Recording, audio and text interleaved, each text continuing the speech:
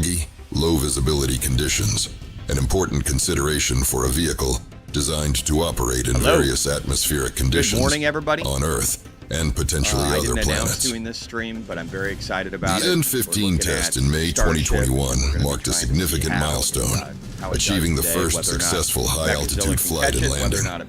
This prototype incorporated several improvements based on data from previous flights, demonstrating the effectiveness of SpaceX's iterative design process. The successful landing of SN-15 was a pivotal moment, proving that the unique belly flop maneuver and last-second flip to vertical orientation could work reliably. These early tests paved the way for the full-stack tests we've seen recently. The first orbital launch attempt came in April 2023. While it didn't reach orbit, this test was crucial in validating the full Starship stack's performance during launch.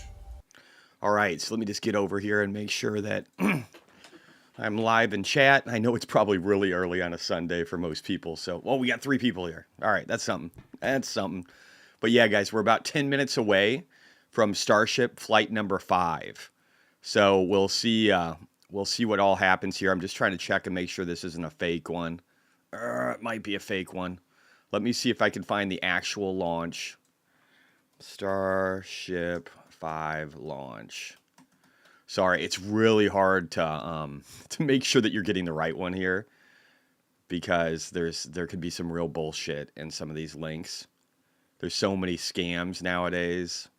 It's like it's virtually impossible. You just have to you have to find the actual SpaceX site. Let me go back here. Because they change the titles, they hijack people's channels, they change the titles, and then take them over. So you might think you're on SpaceX, but you're not, because they all say SpaceX. It's one of the joys of these scammers. Yeah, SpaceX Musk is what it says in here. So I might have to just see if I can find this on X. Let me see. The Everyday Astronaut, he usually has a bunch of stuff. Let me see if I can find him. Everyday Astronaut. Let me see if this is actually him. I do think it's him. Yes, we'll piggyback off of his stream here, since I can't seem to sift through the bullshit. YouTube is just trash. Just utter trash nowadays. Oh, he's got a 4K stream anyway. All right, let's listen to the Everyday Astronaut here real quick. We've got about... So that thing was wrong. So we've got about 30 minutes until liftoff. The Starship will be launching, and it'll be doing a few extra things. One of them, we will be trying to catch it with Mechazilla arms, which is absolutely insane. But let's listen to the Everyday Astronaut here. Steel. I don't think they're using any fancy material like titanium on those grid fins yet, right? And he's getting pretty nerdy in the details right now. How's everybody doing this morning? All 24 of you guys. Sorry, I couldn't pass this up. I watch every one of these, and I figured I'd share the experience with the crew here, at least the people that are going to be awake. I doubt we'll crack 100 concurrent viewers, but what the heck? Who gives a shit? We're gonna watch history being made. If this thing catches it with these arms, if Mechazilla can catch the Starship.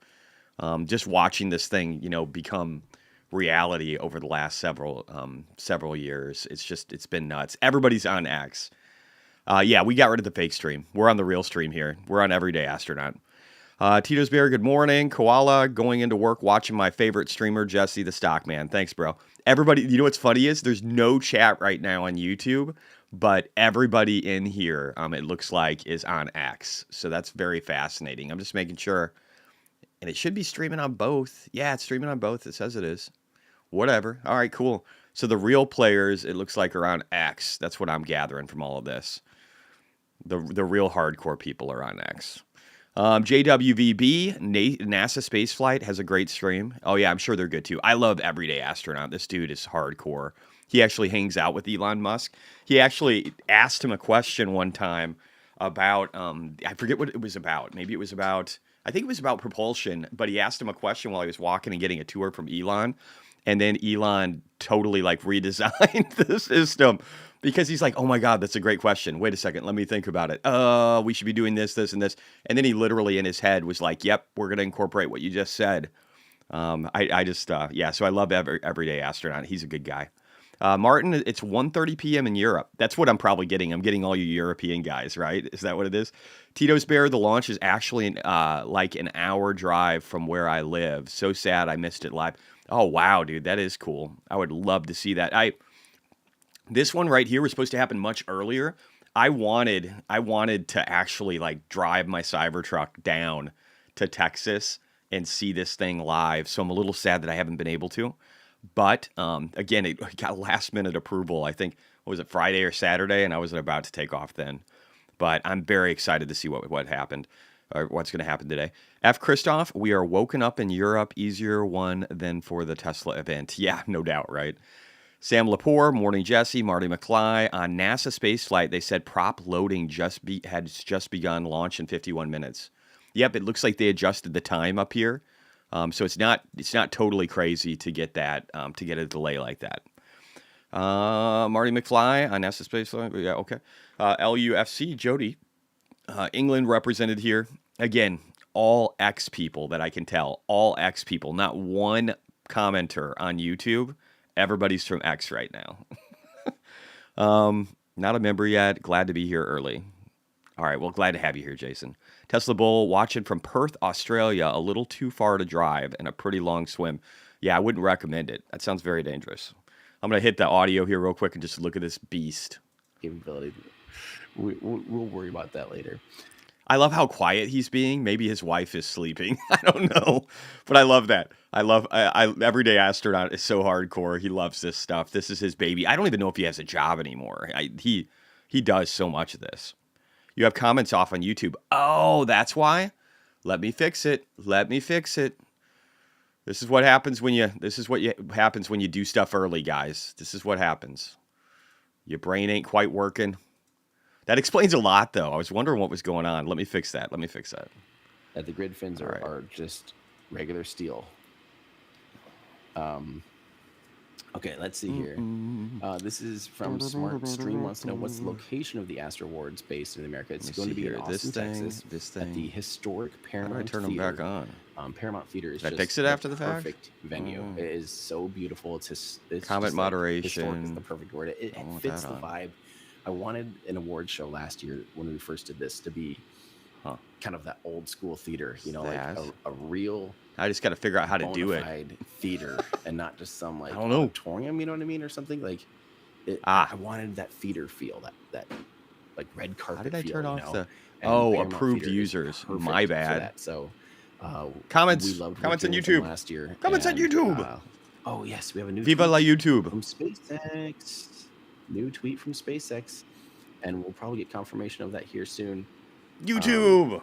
But apparently, I was just talking shit about you guys, but you were there the whole time. We're gonna show you guys this tweet first. This was, you guys wanted to see the Falcon 9 to scale versus welcome aboard, guys. Program rocket. So this is, I'm holding in my hands at this point the Mercury. All right, so T minus 49 minutes. We got pushed a little bit here. So they were doing a prop loading. So we're a little bit behind, but it looks like we're up and running. We got X, we got YouTube.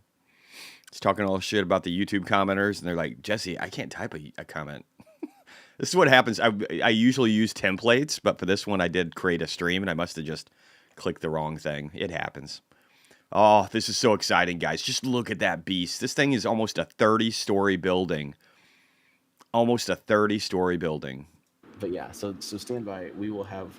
We're trying to get those rockets out as soon as we can, and they're going to be such a. Everyday Astronaut looks more tired than I am. He's really burning the midnight oil or something. Oh, gosh, guys. Hey, you know what? And I know there were a bunch of people that were down about Tesla. I bought $140,000 in calls. I don't know what the fuck people are smoking. That event was amazing in every possible way. I'm gonna be using something called Descript today, too. I'm probably going to try and go in and see if I can do some editing. I want to play around. I want to take the streams, like I might do a stream tonight for the weekend edition, and I want to be able to edit that. I want to be able to get rid of the uhs, the ums, all the violent angry cuss words and test it. So I'm going to do it live, but I want to clean it up and test it and play around with the software. But that event, sorry, multiple thoughts going through my head. That event was amazing. Everything that people are like, oh, they didn't discuss the cheaper car. I'm sorry, isn't an autonomous vehicle that can completely change transportation and usher in an age of abundance that's less than 30 grand a cheaper car? I mean, isn't it? Isn't it? And then we got the cyber van, and then we have the robots. Even if parts of it, even if they had to remotely control parts of it to keep them from falling over or whatever it was, I don't give a shit. The whole point was it was a dancing robot 3 years ago, like in a guy in a suit. And now they've got the majority of this construct built out in like the fourth or fifth iteration of this robot.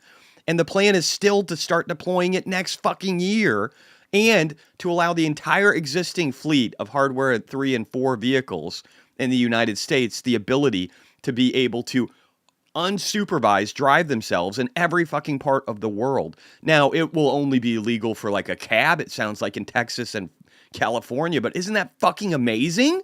Who else is doing that? Who else is fucking doing that? And since we got 48 minutes, I didn't plan on doing this, but I'm going to go on a little bit of a fucking rant about a lot of things because that's what I do. Elon Musk said Trump must win. Trump must win. Why must he win? Because in California, the Coastal Commission voted 6-4 to reject SpaceX's proposal to increase Falcon 9 launches from 36 to 50 at Vandenberg Space Force Base, citing in part the political activities of CEO Elon Musk.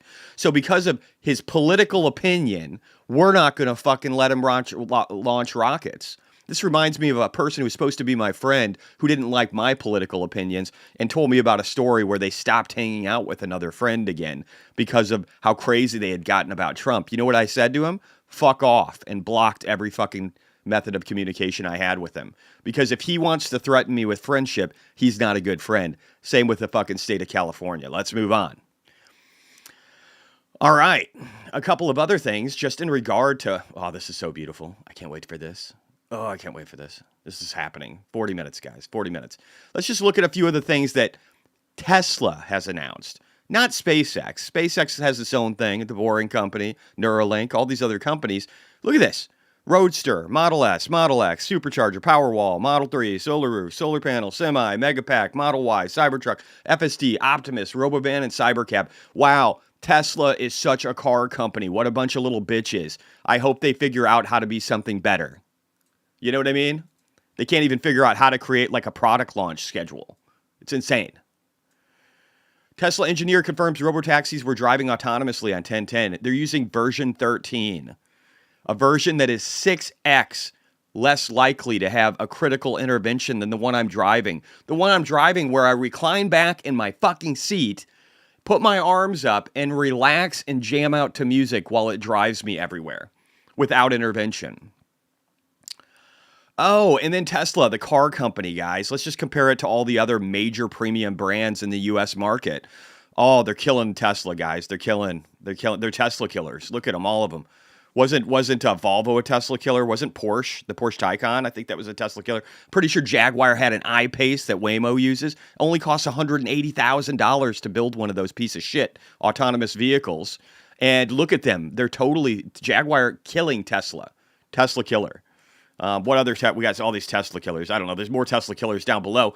But the whole point being, none of this, like, look at this. Who's winning? Who's winning? Look at this piece of shit right here. Waymo. There's still fucking morons in my chat. And I'm definitely going to have an opportunity. Maybe I can use Descript on my cussing in this video. That might be fun. Waymo Robotaxi looks dumb as shit. Costs $180,000. You can't buy one. The Cybercab, of course, is the inferior product per the former Waymo CFO, whatever the fuck he was. It looks sick as fuck. Sells for $30,000. You can own one and earn money with it. Like, which one's going to win, do you think? Just like at a glance. And then we got this happening, potentially. I bet it blows up. But I don't care. It'll be glorious. Either way. Okay? Either way. Look at this. This is what we're trying to do.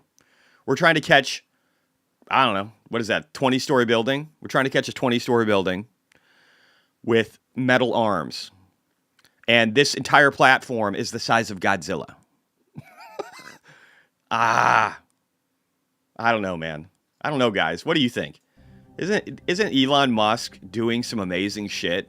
Maybe people should spend just a minute thinking about the fact that his businesses, including Tesla, are going to change the entire world. And Tesla has, somebody was talking about the total addressable market. I think it was Holmar's catalog talking about the total addressable market of Tesla vehicles. And since it's replacing all of transportation and all of human labor, that's the total TAM. Okay, just trillions of dollars a year. Trillions and trillions of dollars a year. Can you imagine when they have like $1 trillion in net income? Can you imagine that? It's coming. It's coming.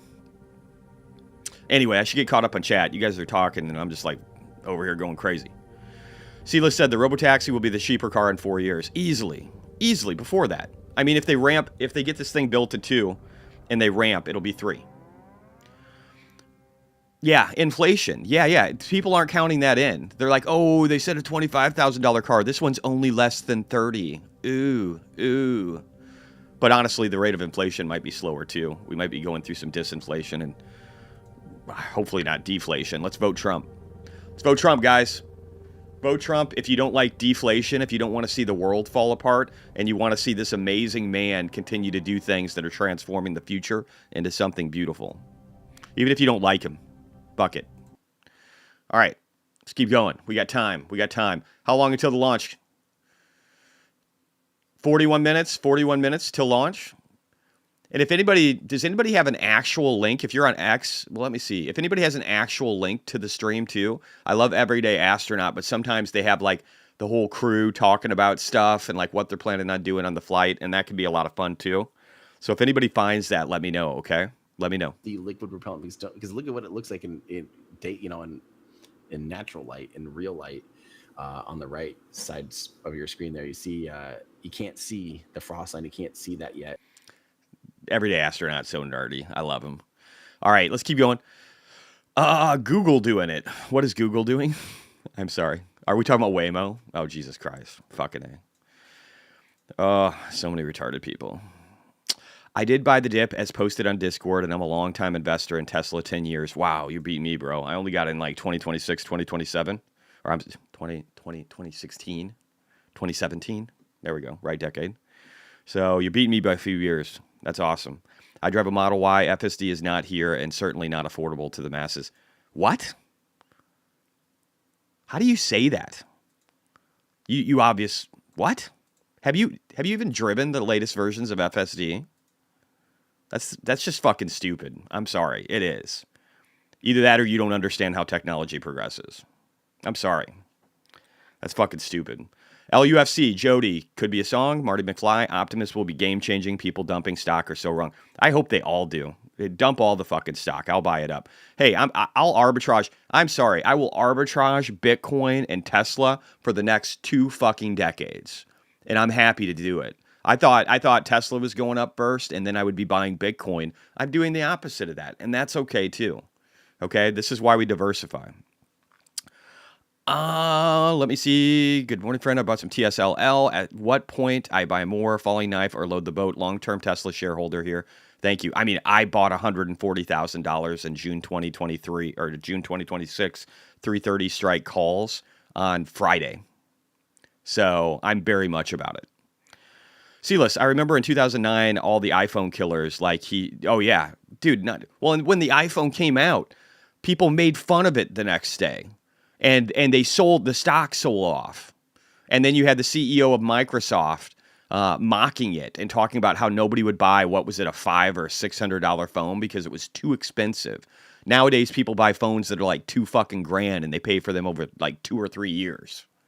So it's funny how wrong people can be about what the future is. And everybody jumps on the same boat initially. Everybody jumps on the same boat all the time. Literally, version 13 is what was driving those cars. That comes out this month. It reduces interventions by 6x, and people are too stupid to realize how impactful that is. How tall is Godzilla? I guess he's 30 stories. Maybe somebody could grok it. That could be really cool, actually.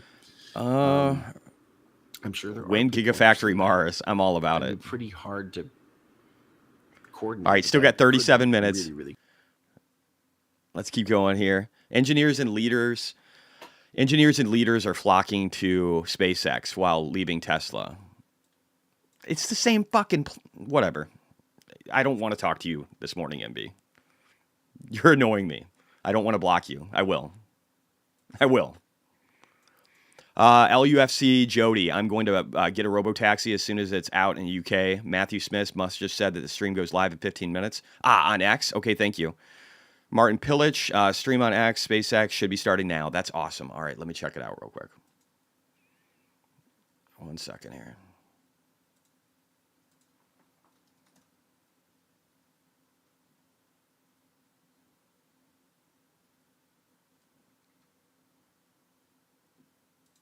Okay, cool story, MB. And I'm going to put you on a timeout. So shut the fuck up. All right. 1 second. Let me find it here. I'm sorry, man. People piss me off so much and then like throw out the engineering card. Okay, I'm a high school dropout. I don't give a fuck if you're an engineer. You obviously don't understand what's being developed very well. And I don't understand how you don't get that reducing interventions by 6x in the next fucking update this month is impactful. If you don't get that, you're a pretty shitty engineer and you could leave. I'm so done with people right now. Talk shit to me right now. Do it. Say goodbye. Thank you so much from Open Source AI 365. I appreciate it. All right, I did find the other stream, so I will move that over. Guaranteed? Absolutely not. No, nothing is ever guaranteed in spaceflight, especially for a prototype test flight like this. Remember, these are still very prototype. So we'll wait for that. Still becoming less prototypey, but still very prototypey, very early learning stages of this mission. They won't produce it with a steering wheel, guys. They're just not going to. Yeah, nothing's guaranteed. And even just I think a lot more people need to read Elon's book. He was adamant that this vehicle will not have a steering wheel. It will not have pedals. It doesn't have any of that stuff. It's a robo-taxi. There's an S, there's an X, there's a Y, there's a 3, there's a Cybertruck that all incorporate a steering wheel and pedals. If you guys want a steering wheel and pedals, buy one of those. Okay? This isn't that at all. It's not going to be that. Wasn't meant to be that.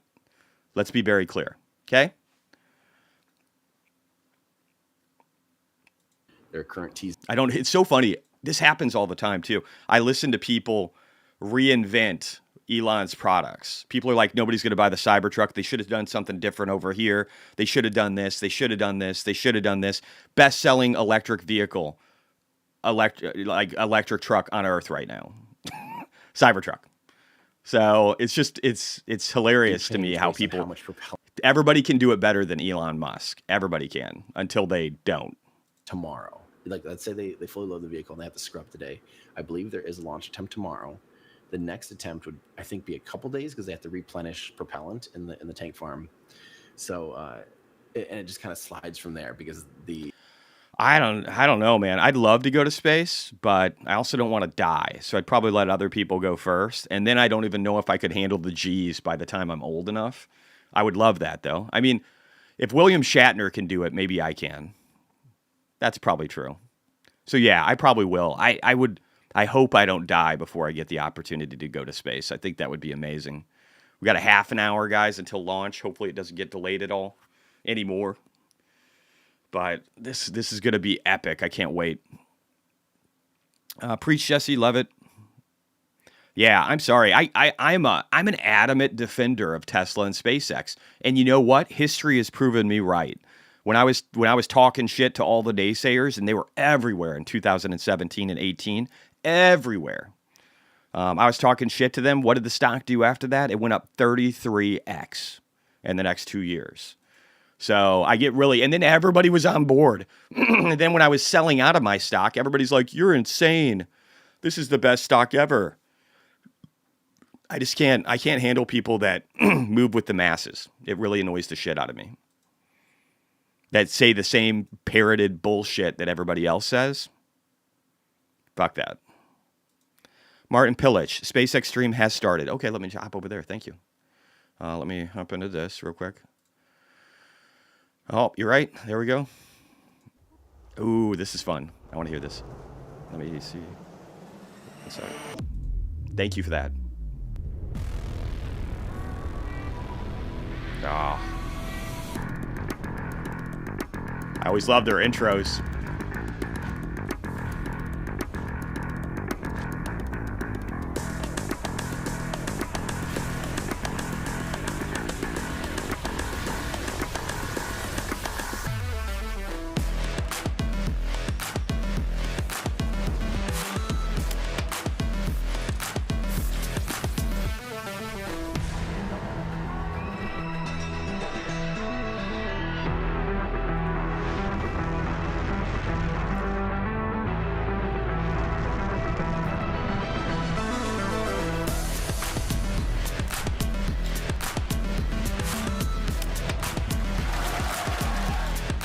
Oh, I can't wait to see this.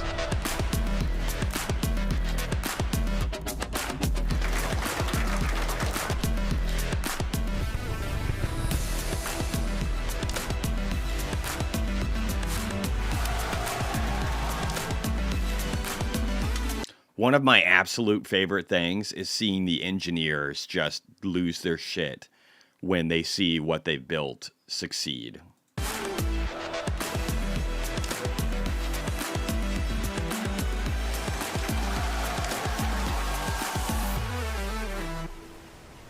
Oh, this is going to be so exciting.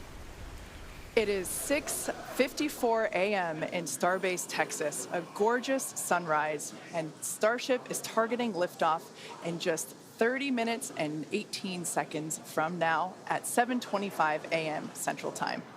As you can see, I mean, if you know the right people, you can buy shares in SpaceX right now.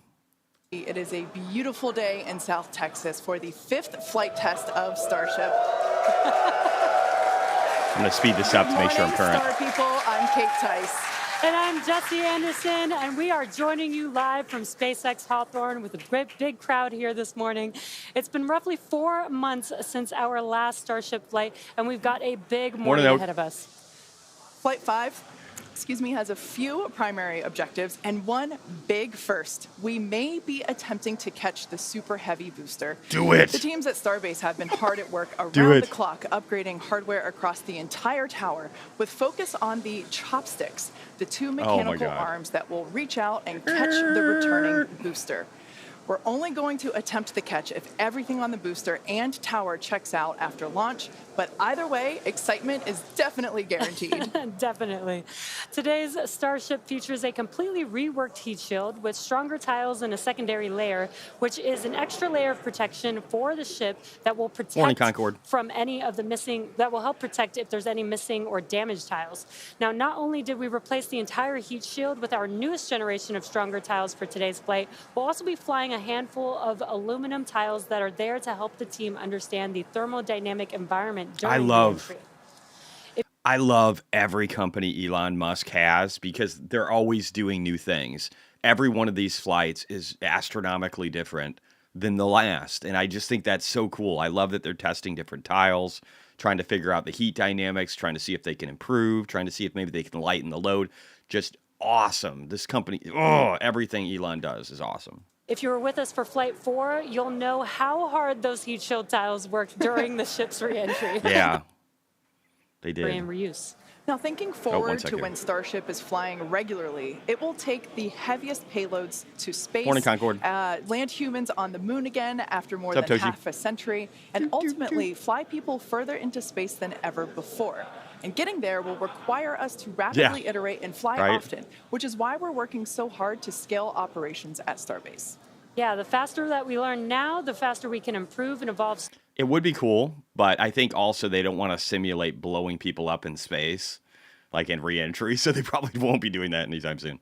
On Mars, something we know will take launching millions of pounds of cargo and equipment into space, spread across thousands.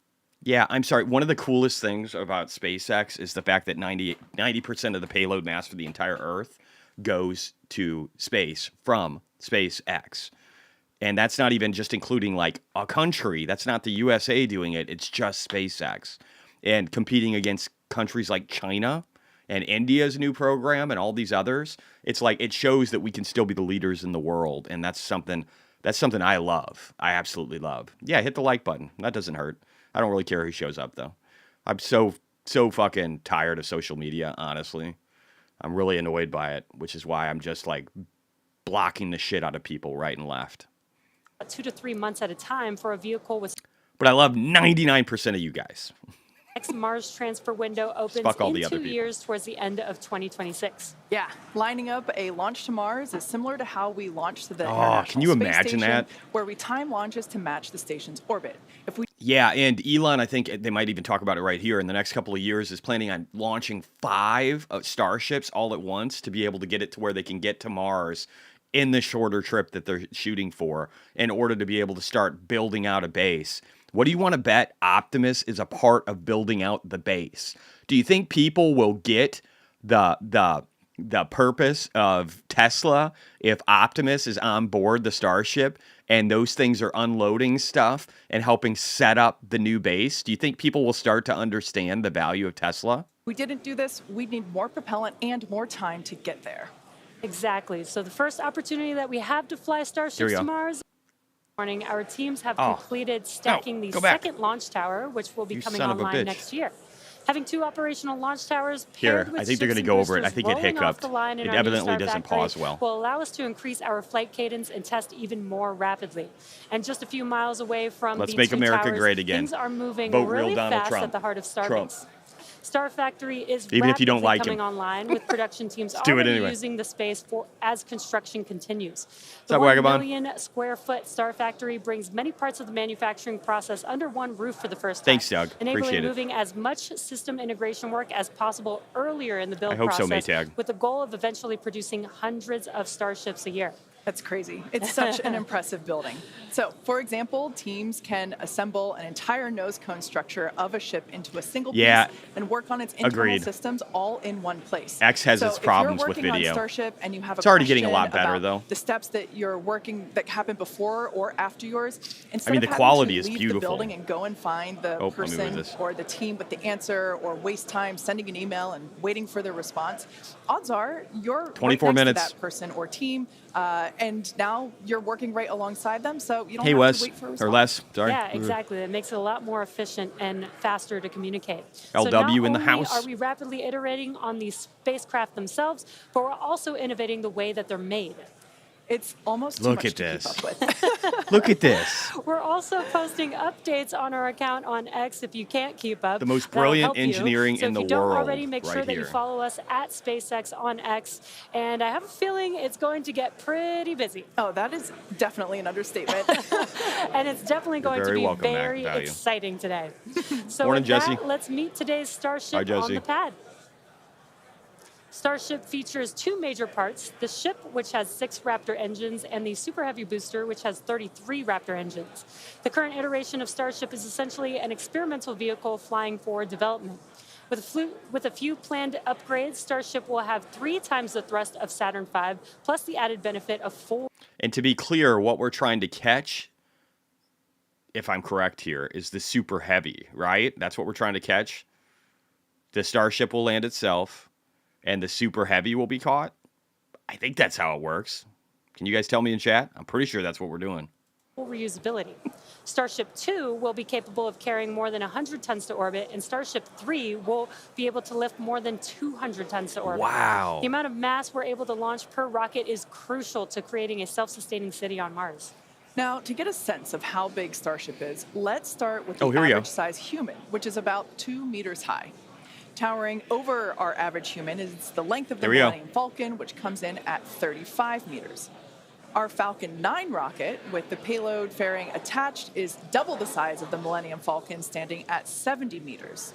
And nearly twice the size of that is the fully integrated Starship at 121 meters tall. The ship itself is about 50 meters tall, and the Super Heavy booster alone stands about 71 meters. And even crazier, Eventually, the ship and booster will get even taller with future design iterations. Can't imagine it being taller than that. Starship's first stage has a diameter of Look roughly at that. 2.5 Oh, so times beautiful. that of Falcon 9, and with 33 much larger Raptor engines, which you can see there on your screen. Those are so pretty. Moving up the vehicle, the I ship love it when they're like, features 6 Raptors, 3 sea-level engines, and 3 vacuum engines, which are optimized to operate in the vacuum of space. The ship is designed for vertical takeoff and landing on any hard surface, like the surface of the moon. The ship is also outfitted with 4 flaps to help aerodynamically control the vehicle's attitude during atmospheric flight and enable a precision landing. To reach full reusability, ship must survive entry not just once, but over and over again. It took the teams at SpaceX about 3 years to develop the heat shield on Starship, and development for improvements is still ongoing. I just can't believe how quickly all this changes. They're so good at what they do. Hexagonal ceramic They're tiles so good. designed to insulate the vehicle during atmospheric entry, where temperatures can be as high as 2,600 degrees Fahrenheit. A little warm. And naturally, the tiles are designed for rapid reuse with no refurbishment between flights.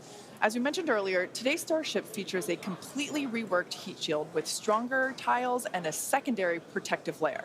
This promises to increase our chances of Starship making it through a controlled re-entry and hopefully a little more intact this time around. And in between our first and second stages is our hot stage, which we last saw in action on flights 2, 3, and 4. Speaking of, let's take a trip back in time and talk about that I love last these flight. intros. They do such... On June 6th, Starship I'll say this, they do a better presentation for SpaceX than they do Tesla, honestly. They just do it, it's more well-rounded. Successfully lifted off at 7:50 a.m. Central Time from... You get like all the history of the iterations, and it's just, I don't know, maybe it's easier to do with rockets, I don't know. Starbase, Texas. Cleared the launch tower and went on to accomplish... Oh, see, that's that hiccup. A different design. Now, as you can see here, the booster is returning back to Earth using those hypersonic grid fins to steer it towards a precise landing in the Gulf of Mexico.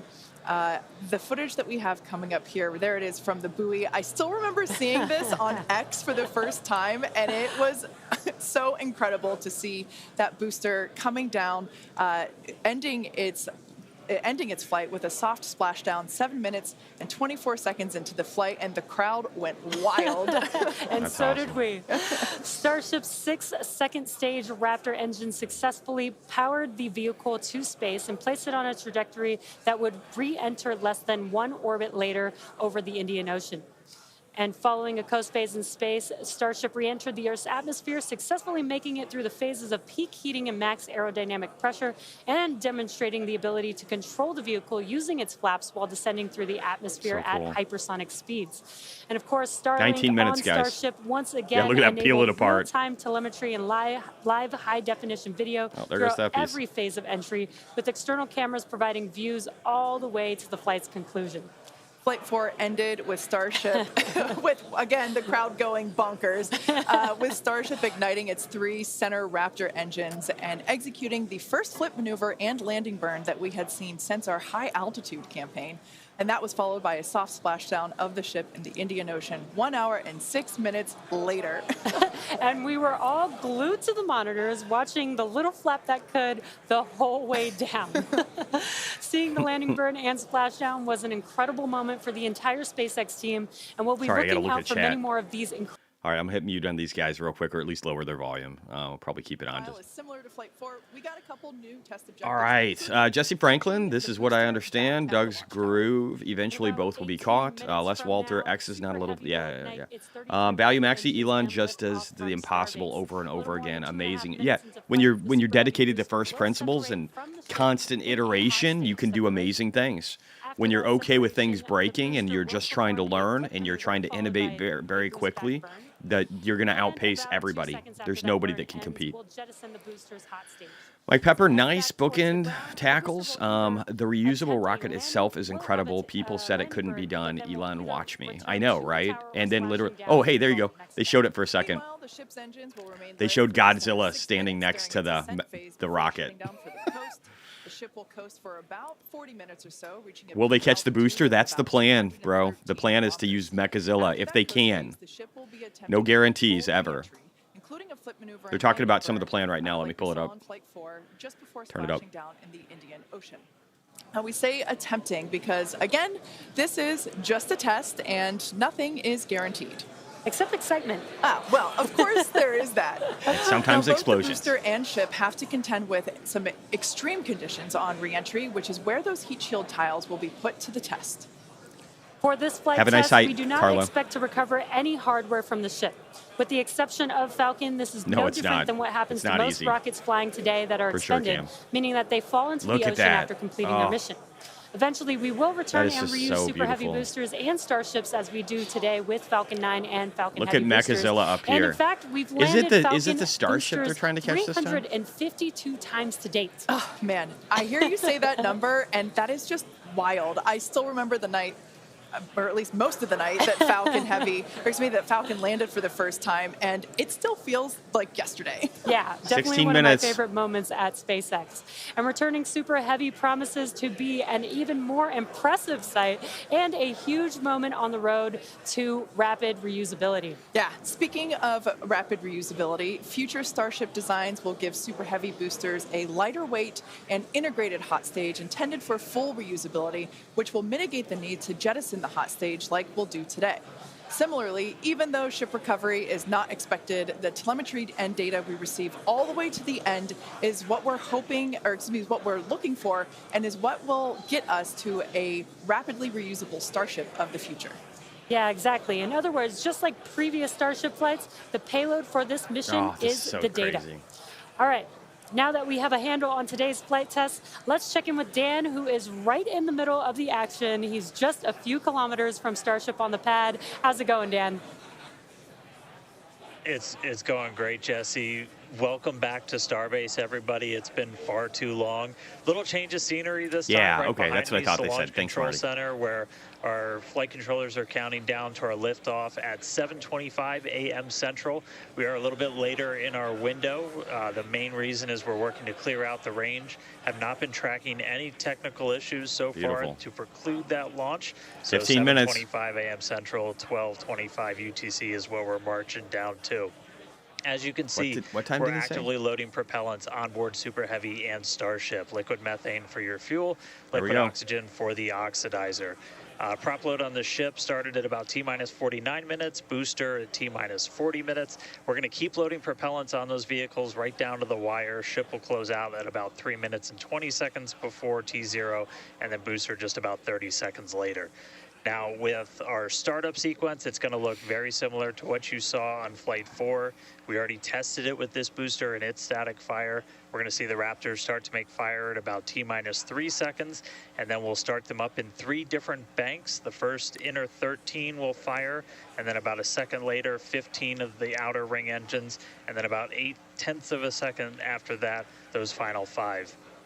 Another reminder, if we need to hold, we have a built-in... All right, I'm going to pause real quick. So somebody said, even if you don't like Elon, you have to admire what the guy has accomplished. This came from Bookend Tackles.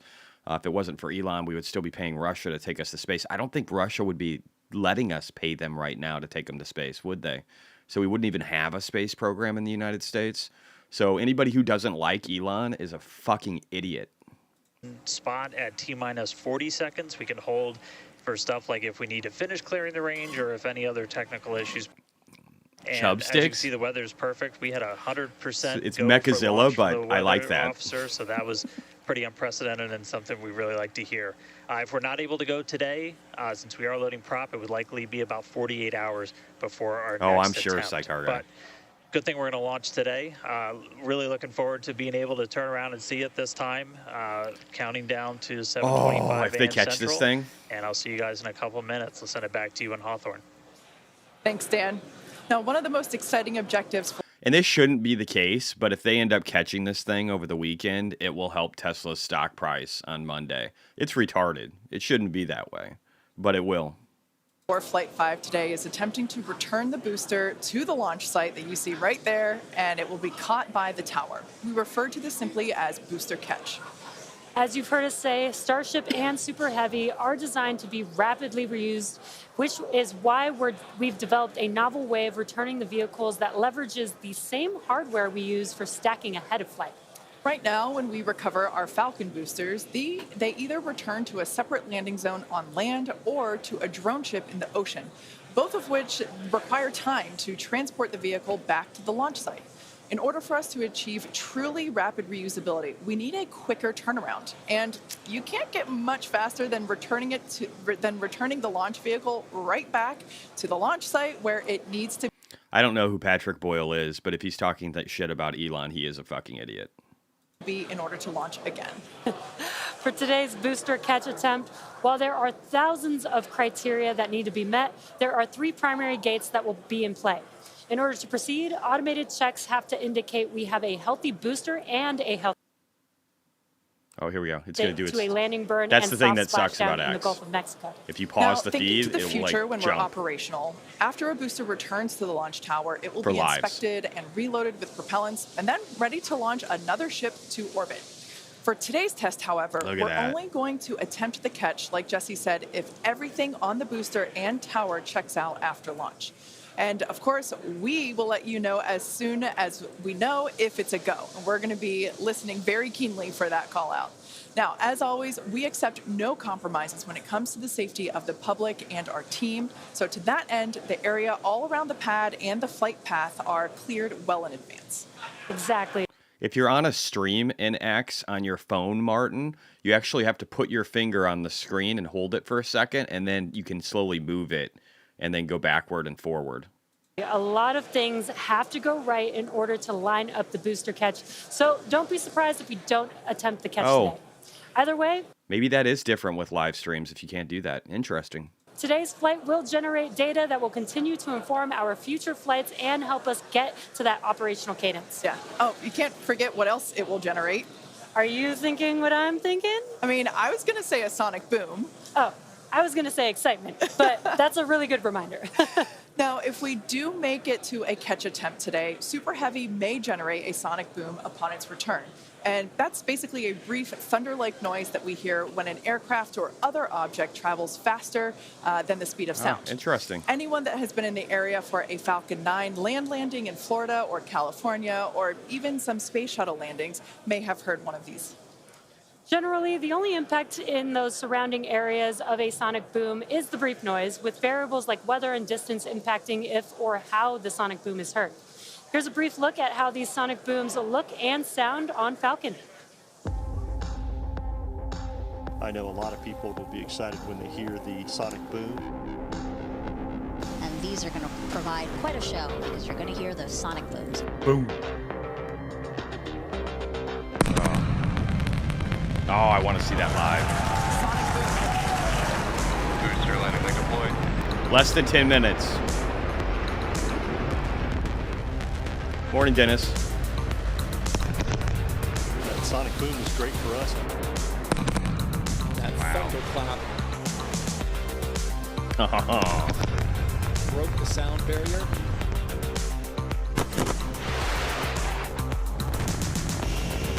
Side booster separation confirmed.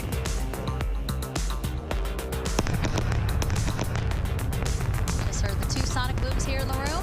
Booster landing confirmed.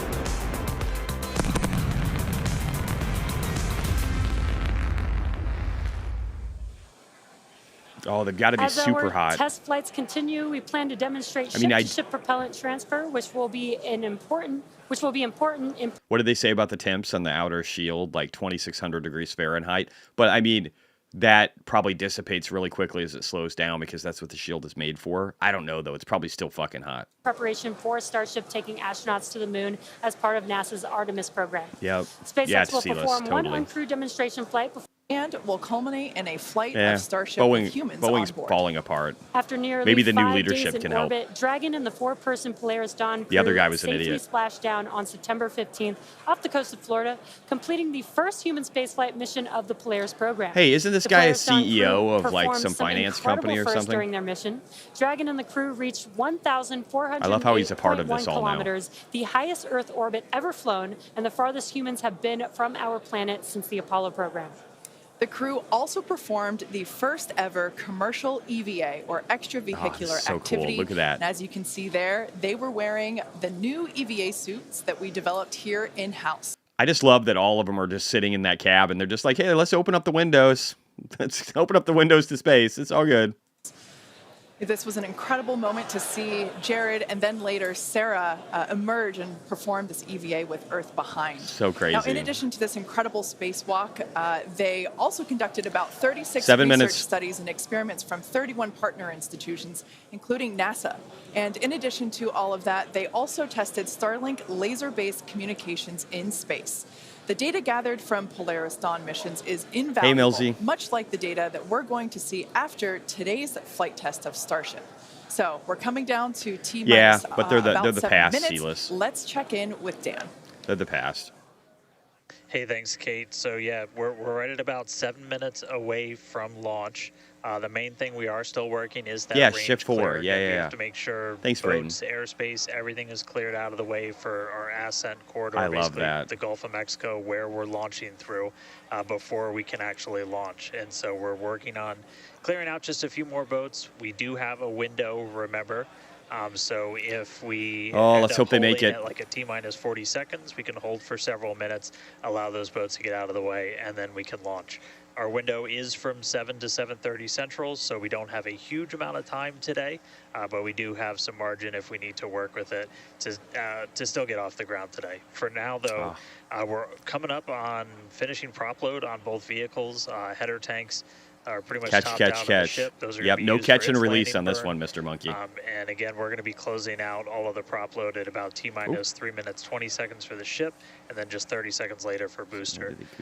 One kind of cool thing to talk about, so the folks in launch control behind me, after liftoff, they're going to have some pretty special tasks today. If we're going to go through with the catch, they're going to be doing some really detailed inspections just visually of all of the different tower systems. A lot of those using testing for harmonic vulnerabilities. That's cool. Posture to actually proceed with the Lord catch. Greg. So they'll be working kind of fast and furious behind the scenes to inform the flight director's manual command to send the booster back. So if we hear that command being sent, what a week for Elon, and people are bearish this guy. Yes, Christopher, really that's the signal. So otherwise, if we don't go today, as you guys talked about, there is a chance, and if we don't send the booster back, we'll do a landing burn and a splashdown. 5 minutes. Let's hope they don't have to delay for some stupid chips. That's just another landing burn to gather more data, learn more lessons from, and then we'll come back and try the catch again on the next one. But, come on, guys. Come on. As of right now, we're coming up on 5 minutes. There is a chance that we'll hold or extend into the end of our window, so don't be surprised if that ends up happening. But if those boats do get out of the way, we are just about 5 minutes away from launch. So I'll check back in just a moment, but back over to you, Kate and Jesse. Thanks, Dan. Our rapid iterative development approach has been the basis for all of SpaceX's major. There should be no boats in this region if they can prevent the launch. They should be cordoned off well in advance. Hardware and systems, and we need to know how they perform under the most extreme conditions. We'd much rather find the bugs now during testing than later on. Look at all the fog that's created from all of this. And to reiterate, we do not, while we do determine an acceptable level of technical risk on our vehicle and pad in order to learn as fast as possible, we accept no compromises when it comes to the safety of the public or our team. So that is to say, this is only the 5th of many future flight tests of Starship before it becomes fully operational. You might remember the Starlink panels that are incorporated into Starship, and you can see them there on your screen, those rectangular panels on Starship's nose cone. Starlink brings us the epic views in space and on re-entry, and also helps deliver us the critical flight data engineers need to continue development. In addition to enabling our rapid iteration on Starship, Starlink is also enabling life-saving communication here on Earth. SpaceX is sending tens of thousands of Starlink kits in response to Hurricanes Helene and Milton, and providing free service through the end of the year to support recovery efforts. The Starlink team also worked with T-Mobile to activate our direct-to-cell satellites to provide basic texting Wouldn't on surprise T-Mobile me, Obi-Wan. and emergency alerts for all phones and carriers of those in affected areas. Nancy Pelosi's on it. If a phone connects to a Starlink satellite, it will have 1 to 2 bars of signal and show T-Mobile SpaceX in the network name. Look at that. That's so beautiful. Look at how that's just rolling. Been fully deployed, so these services are being delivered on a best effort basis. Starlink is enabling sounds like a life-saving dipshit communication live and here go on Earth and continues to help us push the limits in space. I don't In the really short care term, who he by is. If providing he doesn't great views understand and it, then real-time data on our like next there's no few point in flights, listening to him about the subject, particularly right? through re-entry, which historically is a blackout period for all communications. There's a lot of people.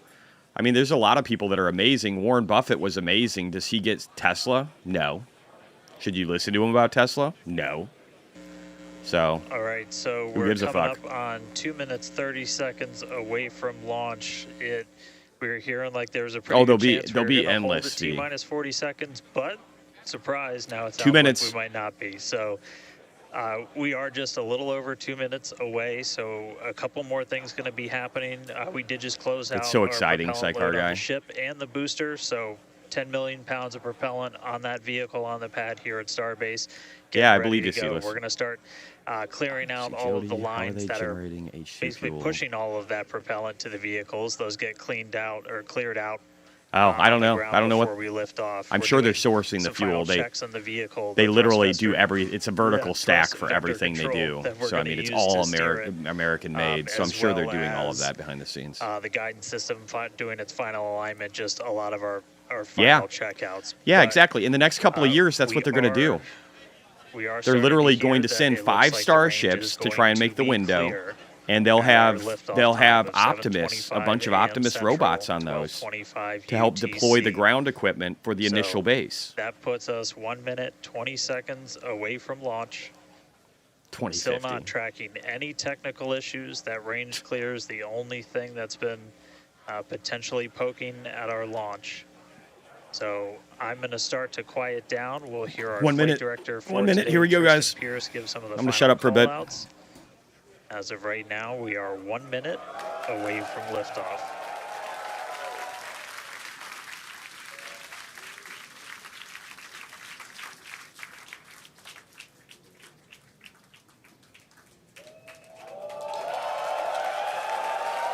"40 seconds. It's happening."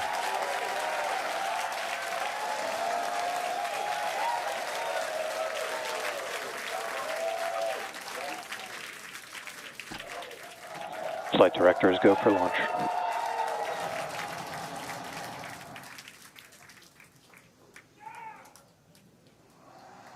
Best words you could possibly hear 20 seconds away from liftoff.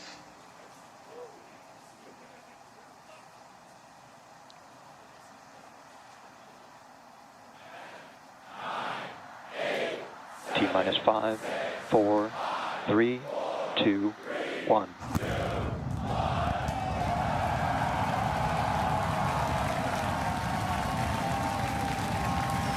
Let's go. We have liftoff.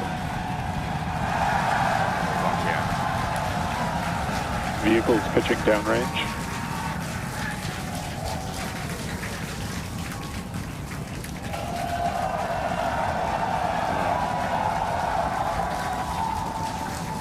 Booster after chamber pressure nominal. It's hard to see with the live message here, but it looks like all the boosters are nominal. All of them. I'm just going to cover this up. 30 seconds into the flight, the rumble's just starting to reach us here at launch control.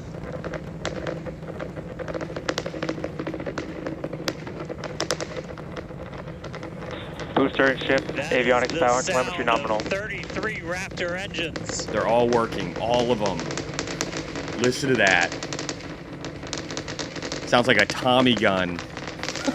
Yes. Yes, Robert. Science is beautiful. Only losers hate Elon Musk. People who can't do shit in their own life. The vehicle's going to see on the way uphill. Listen to that crackling. God. All right, our next major milestone coming up. It's going to be hot staging. We're going to see the engines ignite on ship to push it away from the booster. Getting stressed out. Oh, did you, Oak? I'm so jealous, bro. We all got to go there sometime, man. So beautiful. All of them are still working. All engines. All right, so hot staging is going to be the next thing coming up. First, we're going to see the boosters engines epic. Start to shut down. All but 3. We're going to do what's called most engines cut off instead of main engine cut off, because 3 are going to keep going, and then we're going to see the engines on ship ignite. All right, here we go. Hot staging. Going 3,800 kilometers per hour. Team is doing gaining their speed. Go, no, go.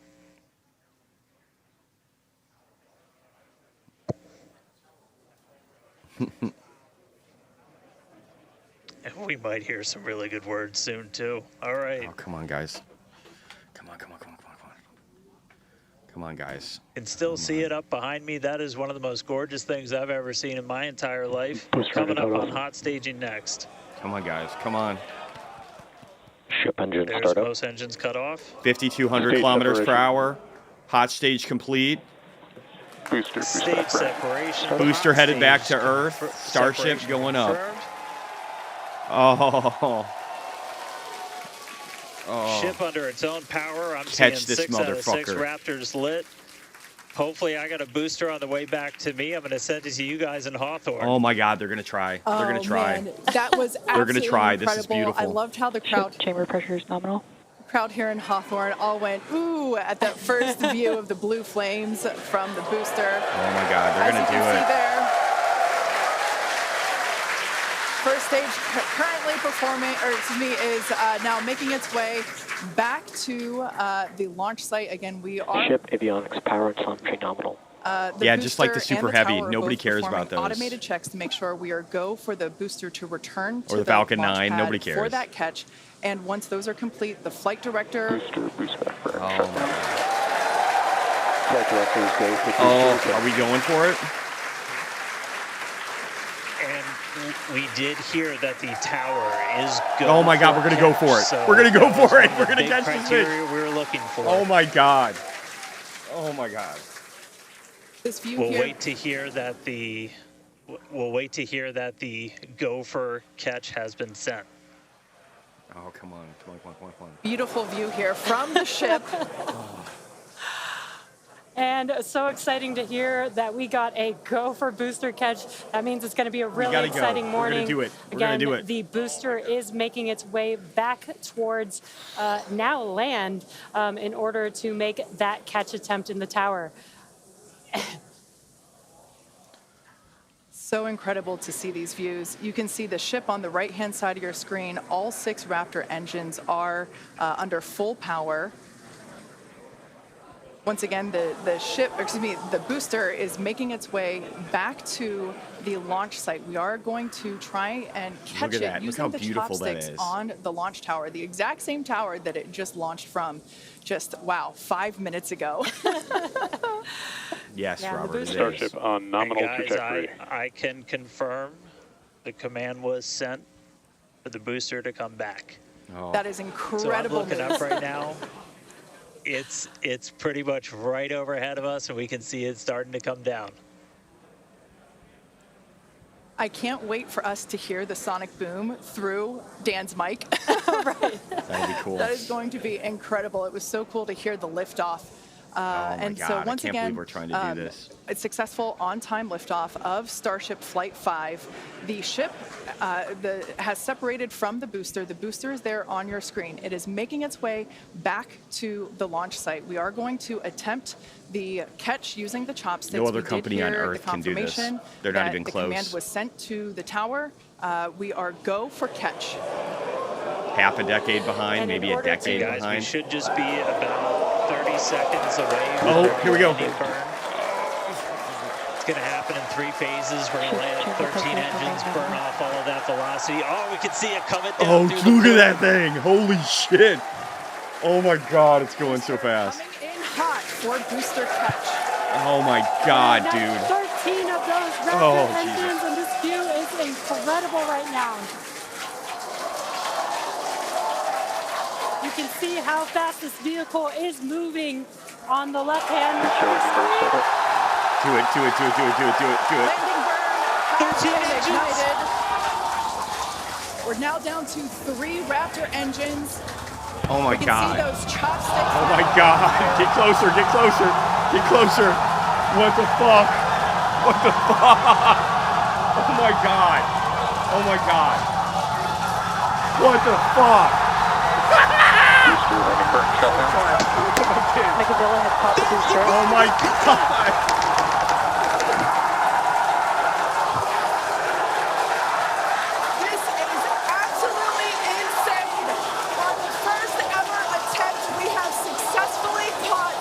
Super Heavy booster back at the launch tower. What an incredible view! Are you kidding me?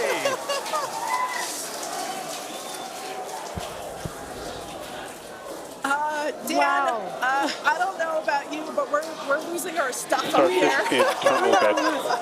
Guys, I'm sorry. Like, even in this day and age, what we just saw, that looked like magic. Wow. Damn, your view must have been insane. We are still going wild over here over this. Folks, this is a day for the engineering history books. This is a live view of the Super Heavy literally booster. Don't have words. As it That has doesn't just happen been too often. Successfully caught back at the very same launch tower that it just came from. Dan, I love this. You are reflecting exactly what everybody else here in Hawthorne, except maybe a little bit more because you got to see. To be clear, Tesla stock is going up on Monday. We got it. I mean, I can't even describe that. Oh, by the way, ship, main engine cut off, ship's in orbit, but I am like shaking right now. Alex. That was. Yeah, They just caught a 20-story fucking building with chopsticks. Starship nominal orbit insertion.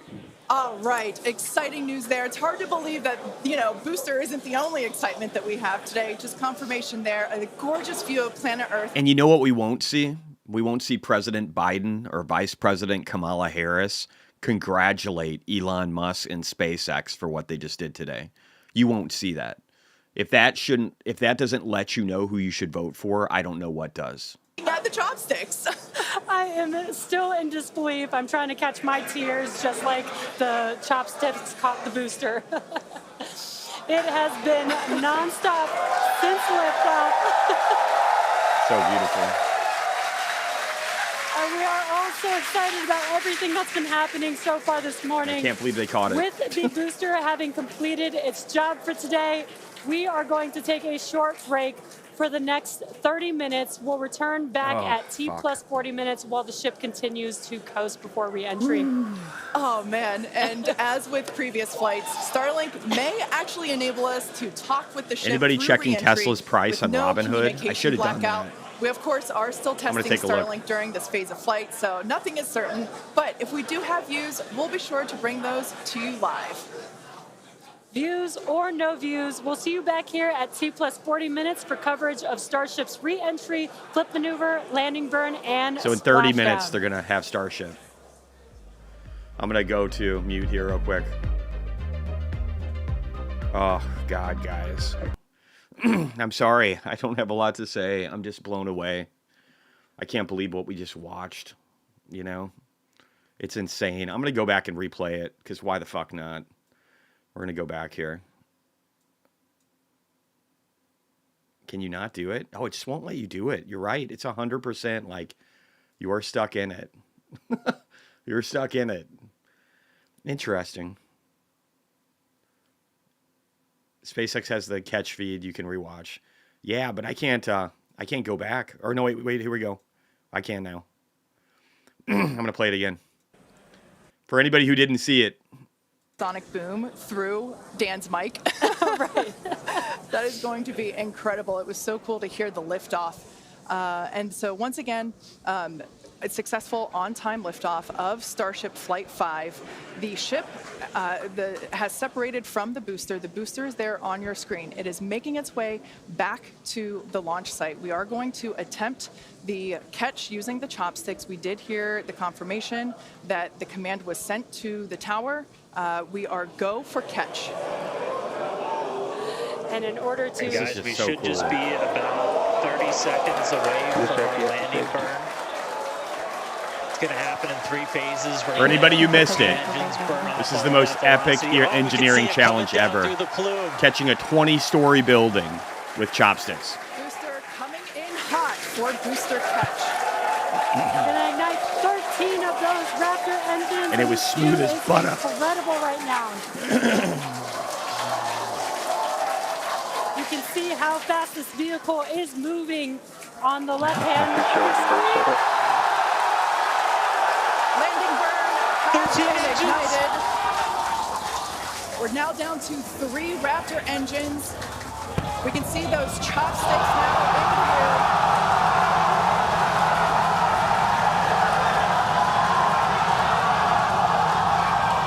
Look at it land so smoothly. Look at that. Look at that precision. Booster landing burn shutdown. Micavilla has caught the booster.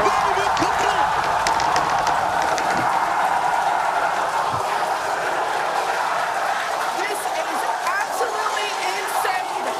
I believe it, Oak. Ever attempt, we have successfully caught the Super Heavy booster. In their first attempt. At the launch tower.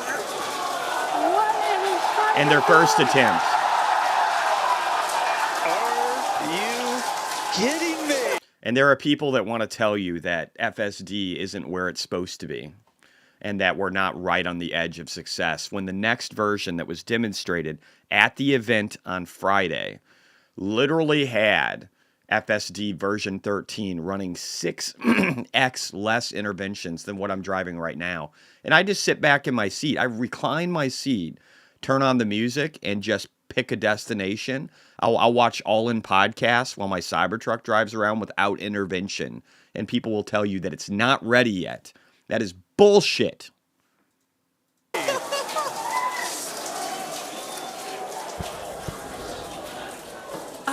Dan, wow. I don't know about you, but we're losing our stuff up here. Guys, I'm sorry. Like, even in this day and age, what we just saw, that looked like magic. It did. Wow. Damn, your view must have been insane. Yeah, I want to buy some right now, too. SpaceX has tons of stuff you can buy. Folks, this is a day for the engineering history books.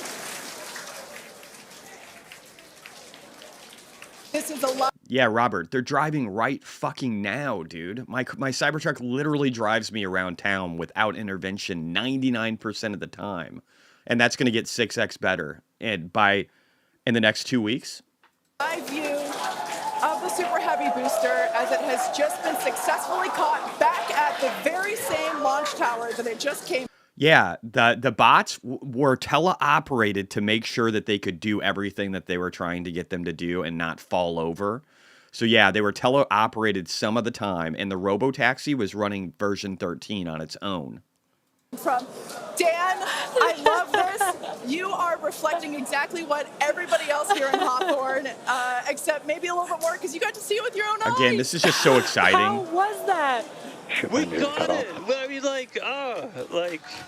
Look at that. Look at how beautiful that is. I can't even. That is a 20-story fucking building hanging there. Go in your city. Look at a 20-story building. Imagine it being caught by some metal fucking arms. That's what just happened today. As this re-entered the Earth's atmosphere with what temperatures, they said 2,600 degrees Fahrenheit. Now that's what the Starship has. I don't know what this has, but it's insane.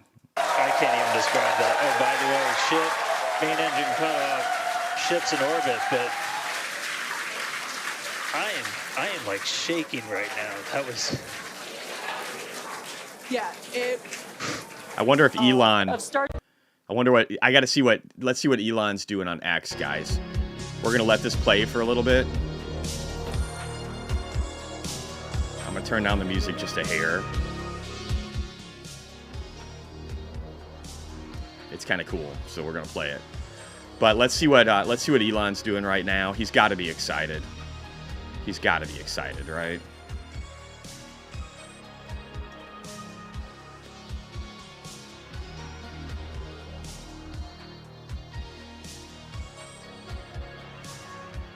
There he is. Is that him or is that... No, that's I am not Elon.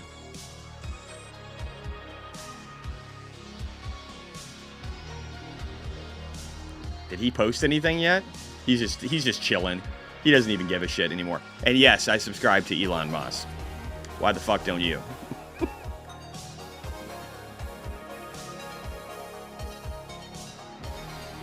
Let's see. He must have. Maybe he just has a reply. He's got to said something, right? Maybe he's just too emotional right now. We're gonna find what else is out there real quick. I want to repost some of these success stories.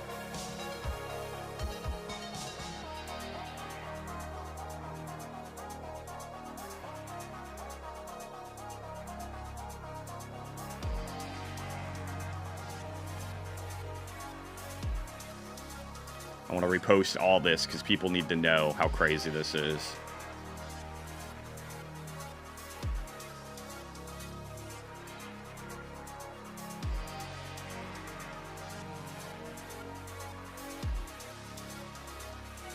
I love, this is going to be everywhere. Everywhere. Everywhere on Monday. That's what they're going to be talking about all of Monday, guys. All of Monday will be all about this. Let me zoom in here. I'm going to turn this down a hair. Get caught up with chat. Ooh. All engines 100% nominal. I didn't see any tiles falling off. They're testing new tiles, aluminum tiles. There were no Raptor engine issues whatsoever on the descent. Everything was perfect, and they caught it with the chopsticks perfectly. The best engineering in the world is underneath Elon Musk.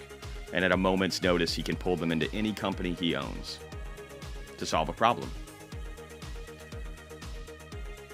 We got, what do we have right now? I think 19 minutes, or maybe it's down to 15 before we start to see the Starship coming back. The merch is awesome. Godzilla catching the booster. What? They've got that? Oh, we're pulling that up. Fuck yeah, we are. Oh, dude. I gotta buy a bunch of shit. Look at that. I gotta buy that shirt. I'm not going to do it right now. I might move it off screen. What else do they have? They've got so much good stuff, guys. Look at this. Look at all this. You got patches. Look at this. That's so cute. You can, for $300, you can buy a SpaceX IVA suit figure. These are like the real deal badass things. Look at this. You could buy the Dragon scale model, too, for $300. Look at all the stuff you can get. There's the Starship torch for $175. I got to get caught up. I wish I could use my Tesla credits, referral credits, here. Look at this, $500. You can get yourself your own little Starship. The Hot Stage Booster Upgrade Kit. Oh, you can get the whole, oh, you could buy it in pieces. The Super Heavy Chrome model is $500. The Starship Chrome model. The Hot Stage Booster. So it's like, it's a lot of money. It's like $1,000 to get the whole thing. Oh, I got to start spending money on here, though. Look at this. Look at all these patches. Oh, are those stickers? Sticker pack. I want it. Oh, I love it. These are just trending. Oh, I got to get some stickers for my Cybertruck. More Starship stickers, man. This is so cool. I love that shirt. I'm going to actually move off screen and buy that right now because I know it's going to go real fast. If it's not already. Let me see. Add to cart. Checkout.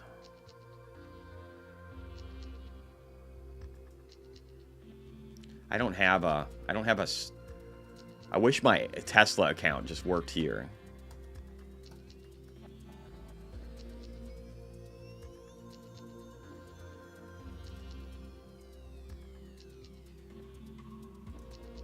Shipping is $15.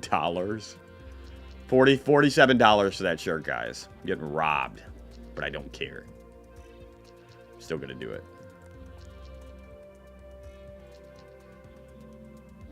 Probably take forever to get here.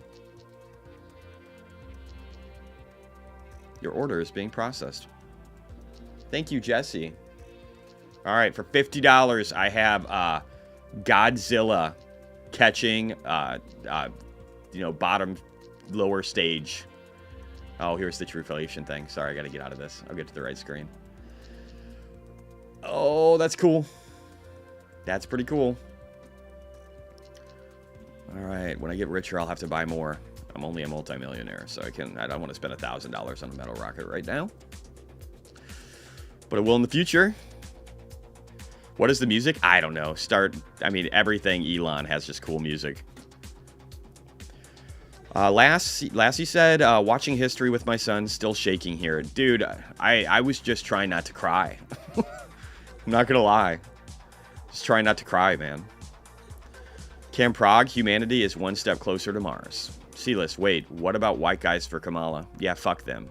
Those cucks can go do something else. Bookend tackles. We should all be proud of this as the USA is changing. Yeah, we have so few things in the United States to be proud of right now.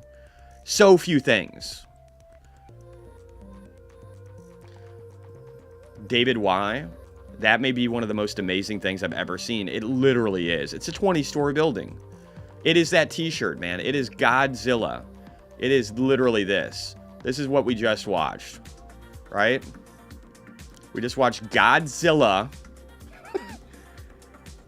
catch this bitch. That's what just happened. And look at how beautiful this is in space. He just posted the catch on replay on X. Cool. I know. I saw that, Ragu. He said more Tesla products are coming. And then we saw the Tesla cleaning thing for the vehicles, too. Which also makes sense. It's purpose-built, right? Somebody said, well, why wouldn't you just have Optimus do that? Well, Optimus can do a whole slew of things. But why wouldn't you create a robot that is purpose-built to clean the cabs in vehicles? That literally cleans the screen, that has all the tools and equipment there.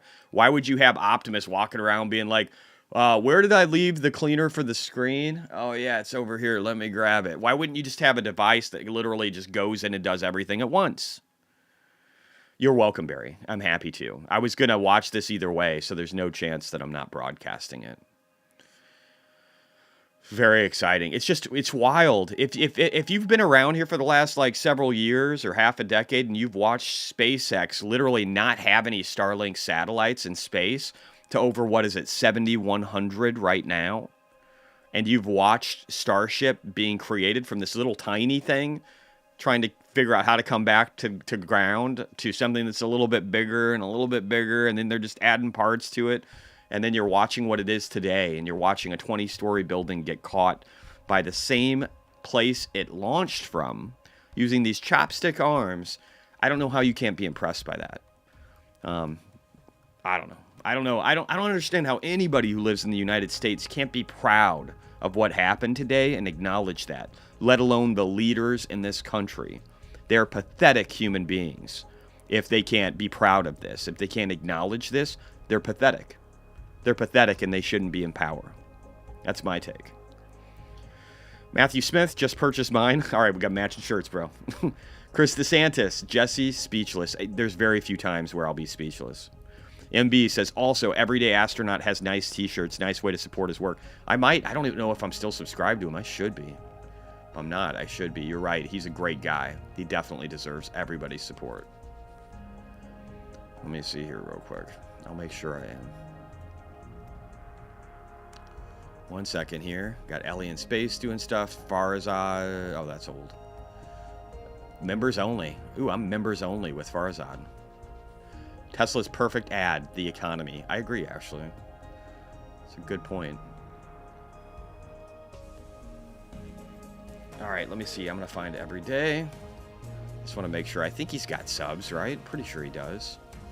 I'm hopping over. We're going to hop over to him.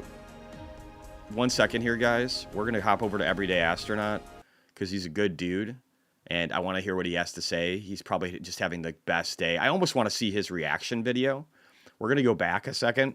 I want to see what he thought when this thing landed, because this guy, of all people, is just awesome, and he loves this stuff with a passion like no one else. So we're going to see our buddy Everyday Astronaut watch history made and watch him lose his shit for a second while we wait for the Starship to come back down. 30 Look at his face. Look at his face. Beautiful view. He had a great camera view. Oh, we can see it coming down through the plume. Oh my God. That's the live feed from SpaceX on the right and his on the left. We might have to watch his next time when it comes back. No way. 13 of those Raptor engines, and this view is incredible right now. No way, Ryan. Look at him. Look at him. How fast this vehicle is moving freaking way. on the left hand. Whoa, that got weird for a second. It's like frozen. So he does have different camera angles. Oh, yeah, look at that. Look at that. Look at it. Oh, I can't wait. I can't wait.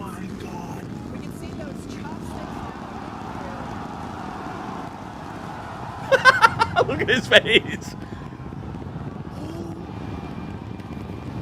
Oh, that's beautiful.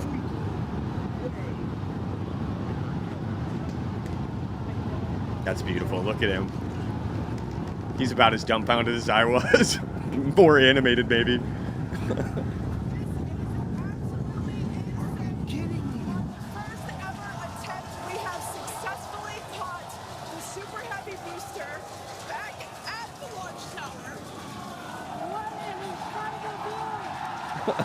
His mouth is just open. Are you kidding me? I can't believe that. Dan, wow.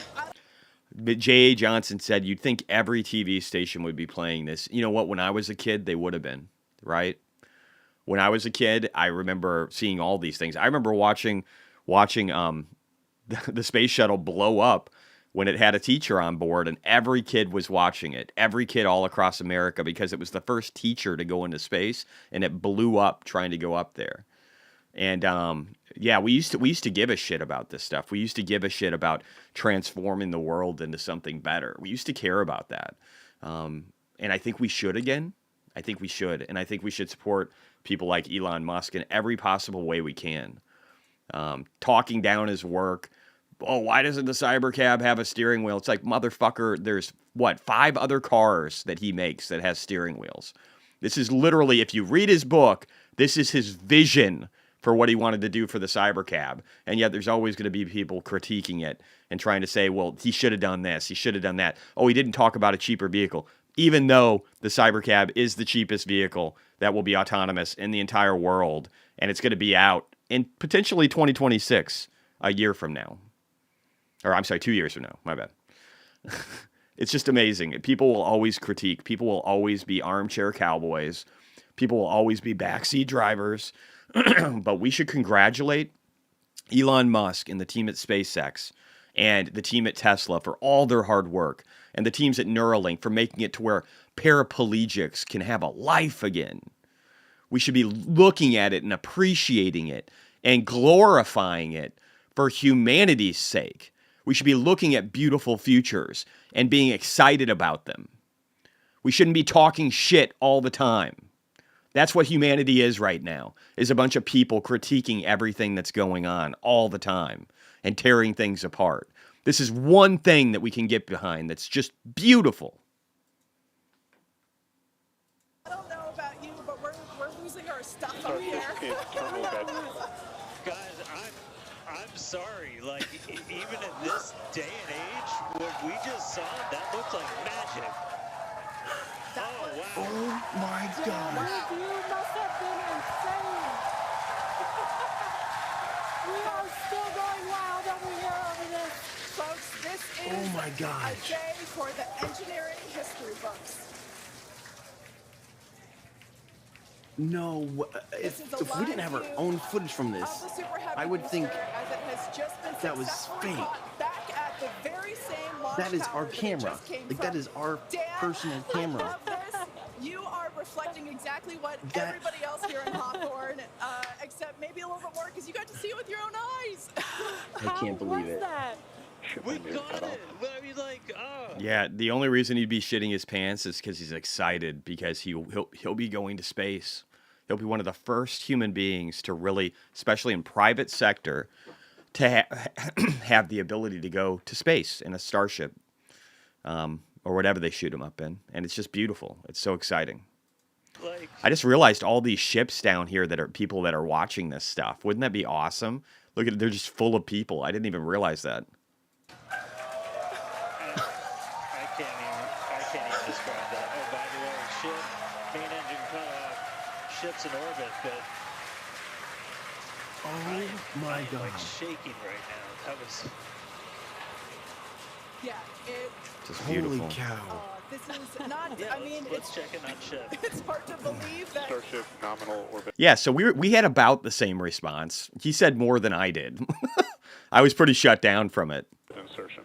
All right, exciting news there. It's hard to believe that, Booster isn't the only excitement that we have today. Just confirmation there. A gorgeous view of planet Earth behind the ship. Saved.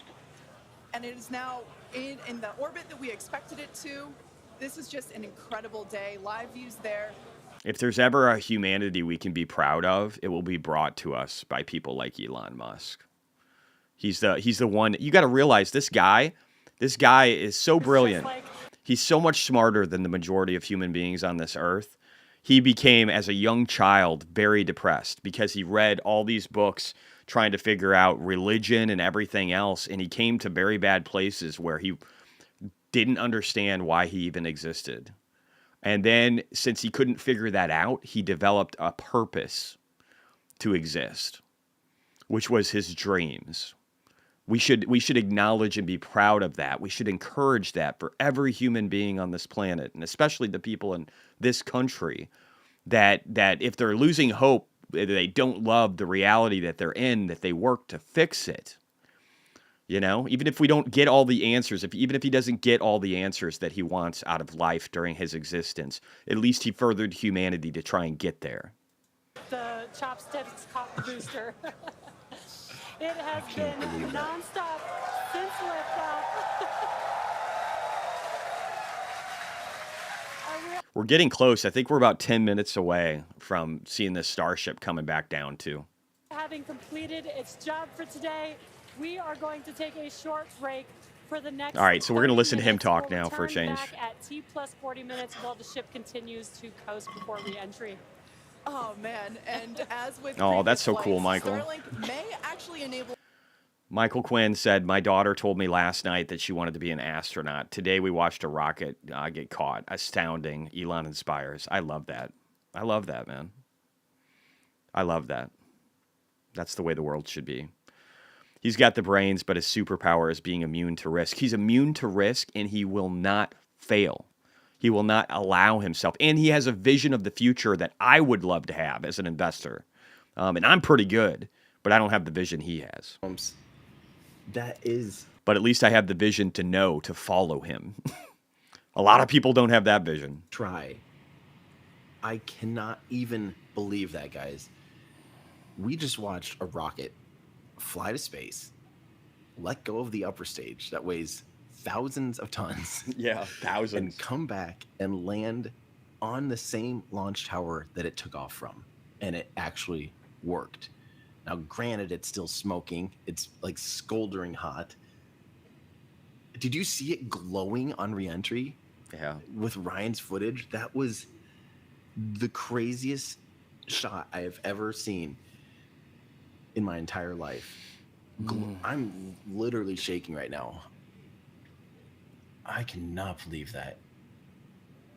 And now we got the ship on the right-hand side of the screen. It's just mind-blowing. Holy crap, guys. I can't believe I missed it.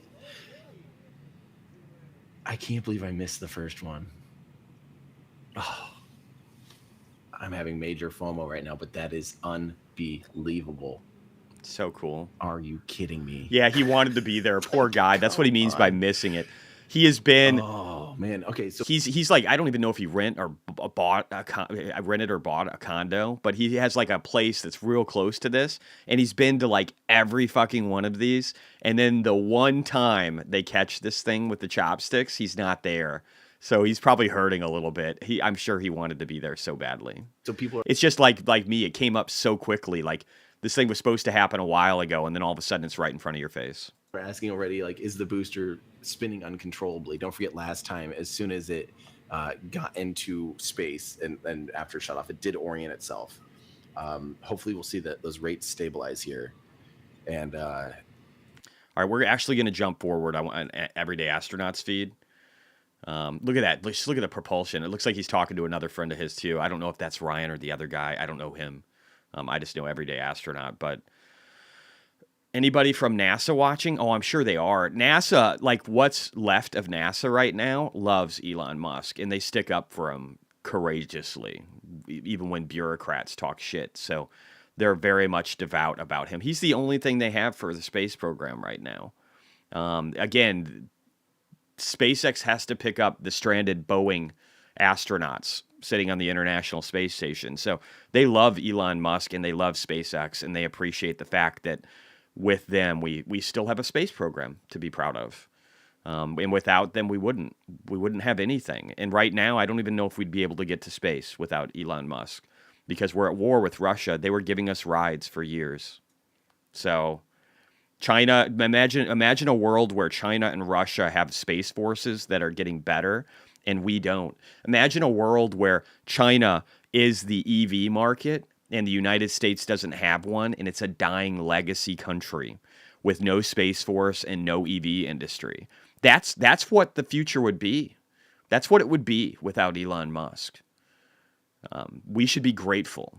People don't know gratitude well enough anymore, it seems like.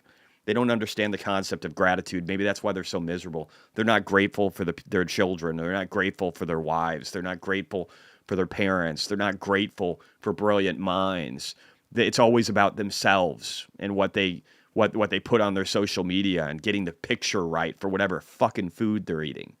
But they're not grateful for the things they should be grateful for. I'm grateful for Elon Musk, and I'm grateful for everything I just mentioned. Maybe that's why my life is better than a lot of other people's. What was like liftoff and stuff? Obviously, was it? You said it wasn't that much different than what we've heard before, but like when it's a clear day like that, I feel like it's kind of louder than the foggy day we had last time. Yeah, I mean, it being clear was amazing because you could see everything the whole way up, just watching it, seeing it. I mean, even when it got way up in the air, 10 minutes, you could still splashdown in approximately 30. That was awesome. Okay. Yeah. Could you saw stage separation, right? Yeah. You could see everything all the way. Everything. It was nuts. Could you follow the booster all the way back with your? I lost the booster on the way back. I couldn't find it after a while. I mean, I saw it initially when it separated, but then somewhere in the middle. NASA exists because of SpaceX. The roof of the house, so I couldn't see it anymore. But yeah, they love SpaceX. When did you actually make visual contact with it again on reentry? I actually, one of the heads of NASA was being interviewed by some lady who was pushing DEI and talking about DEI requirements and talking about Elon Musk's political views. And he totally shot her down. She's like, well, don't you get concerned or worried about this? And he goes, no. And he goes, you guys do. And he's like, but we're not worried at all. This is like we're leading in the space industry. So we're not worried remotely about Elon's political views, but you guys are. And he just shut her down and fucking ended the interview. So NASA has a lot of love for Elon Musk and SpaceX. It's the only thing they have. And you got to realize the people at NASA, they love space too, right? They want all this stuff to be successful. It's a bunch of bureaucrats that ended the space program for them. And so they're very happy to be back in it with SpaceX. They're very happy, even if they're just on the sidelines rooting for them and doing their part in whatever way they can governmentally. They're very happy to be a part of this. So we shouldn't shit on them too much. They didn't cause these problems. And helps run the show down there at Starbase. So they're back to going live. Okay, Spencer. Yeah, we're gonna mute our boys here for a second. We're gonna jump back over. Extreme heat of reentry, and to do so in a controlled manner. We learned a lot about this phase during Flight 4, and as a result, completely reworked the heat shield. Bear. But more on all that in just a minute. Now, reentry is typically a portion of flight where we don't have communications with the spacecraft because re-entering, it'll be re-entering at about 8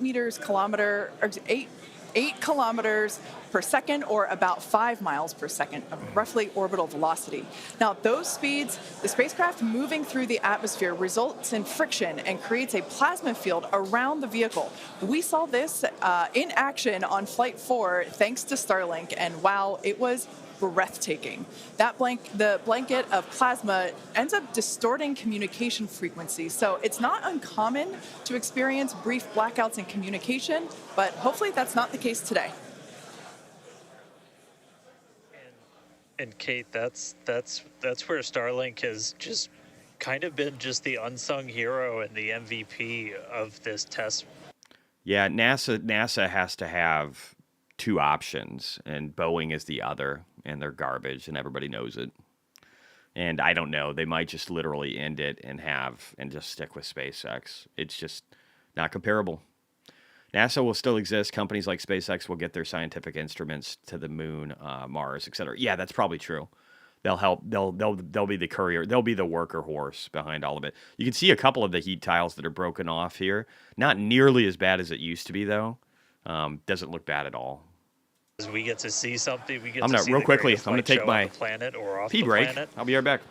But what it means for this program, we're able to learn tremendous amounts about our heat shield, our angle of attack, everything that we're doing as we're coming in through the atmosphere at hypersonic speeds, and it's you can't just thank it enough. And also, special shout out, you're gonna see some additional flap camera views. We've got a really amazing team of avionics, cameras, electronics, software people who made all that possible. And so hopefully they're going to give us an even better show on the way in today, as we're coming in at about 5 times the speed of sound.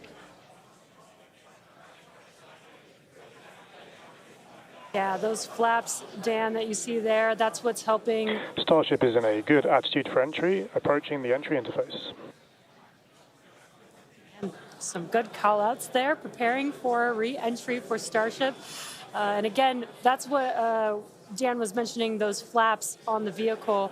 And if you've been watching us for the last few minutes, you could see that the flaps were rotating around and helping orient the vehicle as it prepares for the beginning of re-entry today. Yeah, exactly. Re-entry will be enabled by that heat shield that you see on the bottom half.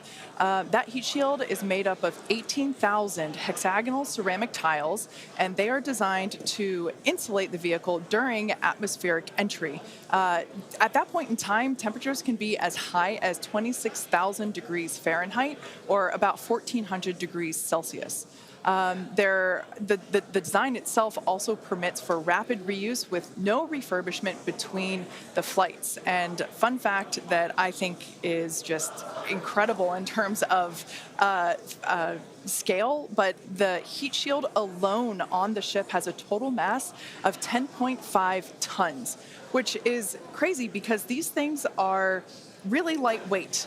They're made out of ceramic. We have a couple of them here. The one that I'm holding is used on flat surfaces, as let's see if we go that way, because as it's flat. The one that Jesse has is kind of more what you see there on the side. Yeah, exactly. And having these different shapes, the flat version and the curved version, allow us to cover a lot more of the surface area of the vehicle. Again, we need to protect every portion of it. So even those curved surfaces, and especially the hinge area, if you watch Flight 4, is really what we want to make sure that we protect. And yeah, Kate, these are very, very lightweight. But when you put 18,000 of them together, they add up to 10.5 tons, which is incredible. Now, we did mention earlier that the heat shield has been completely reworked. Starship has entered the atmosphere, remains on a nominal entry trajectory. We can start to see that plasma now starting to build up on the side. It's not quite full plasma yet, but we are starting to see that color indicate that the heat is building up on the heat shield. Just in time. Yeah, look at how beautiful that is. Look at that hue. You really never really have gotten to see this live before Flight 4. Yeah. And as Kate mentioned, it's getting a little more red, as you can see there on the screen. You can see a couple of broken heat shields is building up in the corners. But that's exactly what these heat shield tiles are there for, is to protect against this plasma and this really, really extreme heat that the vehicle is going to see for the next Boeing got more money than SpaceX. 10 more minutes or so. Yeah, so the ship will attempt to light the 3 center Raptor engines, and those are the engines that can gimbal or maneuver or point, and they do that to help flip the ship until the engines point down so that it can land using the Raptor's thrust in the ocean. So that will happen after we get through this re-entry period.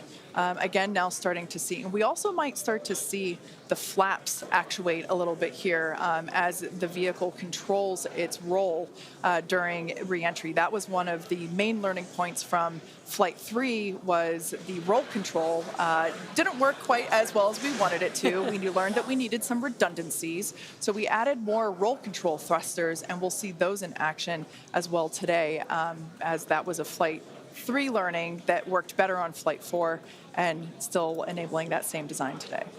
Yeah. Starship has passed through 85 kilometers altitude. Flaps now have control of the vehicle. Great call out, as Kate Look mentioned. at how Flaps beautiful are that is. Controlling the attitude of the vehicle. And I love these views because it looks so calm. Everything is relative, it's just right? violent. So relative to this it's camera so on violent. The ship, it looks so calm and smooth, but the vehicle is traveling extremely fast. You can see 26,700 kilometers an hour. Screen. Starship is designed to land on Mars where there are no runways or other humans to help out. So we also want rapid reusability. So we're doing propulsive landing instead of a more traditional means like parachutes. And so we will use the engines on this vehicle to help slow the vehicle down for a vertical landing. It looks like they're broken. Now, but entry maybe. is going to Sometimes they leave tiles happen out. in You're 5 phases. The first is low drag. But the edges that lasts look like they're for broken. about 3 minutes. Right over Next here. is high heating, and that beginning when heating increases. Maybe those little aluminum tiles. I don't know. Heat rate breakup limit. That lasts for about 10 minutes. They caught we then it. have high dynamic pressure. Starship will continue to slow down and experience increased aerodynamic loads during that phase, and that will happen before reaching Mach 1, about a minute after. Starship is approaching the peak heating phase of entry, remains on a nominal trajectory. Okay, so 26,400 kilometers an hour. That I was mentioning. Look at that! Look at the heat! Look at the flares! Dynamic pressure around Mach 1, and that will last about a minute after leaving the hypersonic area, and then we go into subsonic. Some of the debris is probably pieces of tile, maybe. Wow, what an incredible view! Or just stuff in space. The colors are so amazing. It's beautiful. And the colors actually also tell you a little bit about the temperature that the vehicle is seeing as well. So I think that's pretty cool. You can see stuff burning up off the sides. Live visual. Speaking of live visual, the flap, we have more views, more cameras on board Starship, as Dan mentioned a few minutes ago. We are hoping that all 4 flaps will stay more intact than they did last time. We did make some changes to the design in order to help enable Starship this. is now experiencing peak heating, remains on a nominal entry trajectory. Great news there that Starship is continuing along the path. Anybody with a brain is buying more Tesla stock on Monday. How fast it's going and how high it. The smart people did it Friday. The display that is there on the bottom right-hand side of your screen. And guys, this is where we're really going to see a lot of those improvements from Flight 4 really come into action. Is you guys kind of talked about, so what's called the static arrow. Those are kind of the poke out points on the flaps. Those get exposed to some pretty extreme heat environments. Last time we saw it tearing apart. Additional, basically made it a lot more robust for the thermal protection there. And we learned last time it was shredding. From visuals and stuff like that. We had those missing tile tests on Flight 4 where we intentionally left some out, kept in some backup layers. You got to watch it from the beginning to see. They just gradually melt away to help dissipate the heat. And we've got an entire layer of ablative underneath the tiles on this Starship. JT's right. So imagine the idiots betting against Elon Musk. Get a gap in a tile or Showmatic. a tile is quickly broken, adding more and more like validity to Elon's vision of the future options. all the time. How do people not already see it? Is my question. How is it possible? Landing as we lost the flaps, you lose a lot of your control, and so we didn't land right on target last flight.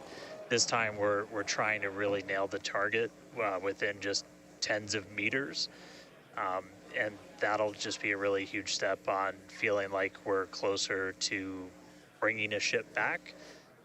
Obviously, there's a lot of work before we get there, but oh, sorry. Here, let me. We just caught a booster. We're gonna start looking real soon at when we can catch a ship. Might as well catch them all. So the view on your left is as a helicopter passes. They're like Pokemon. You got to catch them all, right? The view on your left is a camera that's positioned near the nose of the ship, looking basically down toward the flap. The view on the right is looking perpendicular to the flap. So we're looking basically bird's eye view onto the flap on the left-hand side. I'm and saving then this a worm's eye on view, cool moments from the on side Twitter. with that view on the right. This is epic for me. Yeah, sorry about that, guys. Maverick just buzzed the tower. He might be coming back, so. Now, these views brought to us by Starlink. It's incredible that we have this high definition capability. In fact, that view on the left. Starship is now halfway through the peak heating phase of entry, remains on a good trajectory. So great news there, hearing that we're about halfway through the peak heating phase. Like I said earlier, this lasts roughly 10-ish minutes. And we did hear earlier that the flaps have control of the vehicle, so also good news there. You know, it is incredible that we've basically had views the entire time. Right, yeah. Thanks to Starlink. My memory did black out a little bit after booster catch, so I think we had views. But, you know, all through the coast phase that we had. Yeah, isn't that crazy that they can actually, you can see all of this now, guys. You can see all of this because of the way that it's done. You can see all of it. It's just because of Starlink, because of all the cameras they have on these things. Constant internet connectivity in 4K. It's just mind-blowing. Area where we got a little bit of that burn through, this view, this new camera view on the ship will help us be able to visually see more of what's happening in that area. And again, we have improved our heating tiles, and so hopefully we've protected the hinge a lot better this time. Landing chill has started. But again, these views are additional to the data that we get on these flight tests that help enable us kind of put the data that we get in the computer to the visuals that we see and try and align those and use that for improvements in the future. Now, we heard a call out there saying that engine chill has begun. This is an indication that we are starting to flow a little bit of the super cold liquid oxygen through the hardware, through the Raptor engine, specifically the turbo pumps, to help ensure that the hardware is at the right temperature before we give a full push, a full flow of propellant at engine startup. So all of that to say, we are getting closer to the landing burn.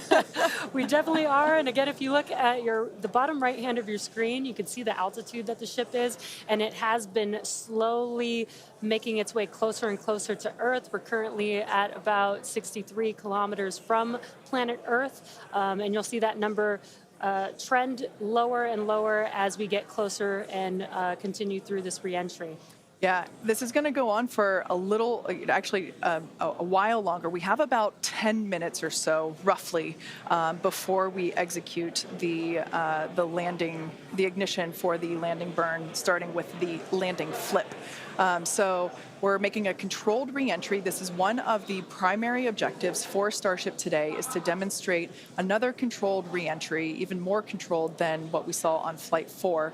And so far, that is looking good.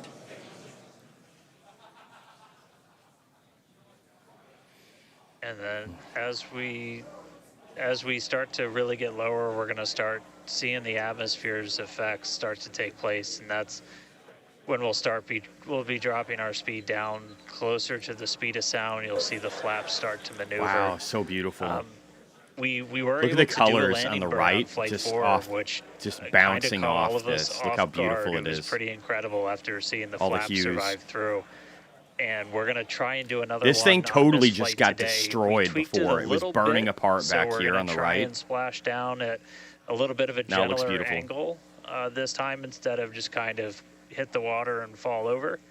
And the goal Morning, of Mike. that is try and keep the ship intact. And then if we're able to then get some additional video of it, again, that's just more data. And Yeah, Tesla Bull gets it. If Elon could solve full self-space travel, I believe he could solve full self-driving. It's like infinitesimally easier to handle FSD. The big risk is you want to make sure that you don't injure occupants inside of the vehicle, right? So you want to reduce the amount of injury to where it's safer than anything else that's out there. And it's so much easier than trying to keep a space vehicle from burning up while you're traveling 17,000 miles an hour into the Earth's atmosphere. Sure, but hopefully so much we're easier. Going to start feeling a little bit less heat now. Yep, it's probably getting cooler. Like we got more views of each of the flaps on the ship as it's making its way back oh, it's down so beautiful, to Earth. MB. It's so beautiful.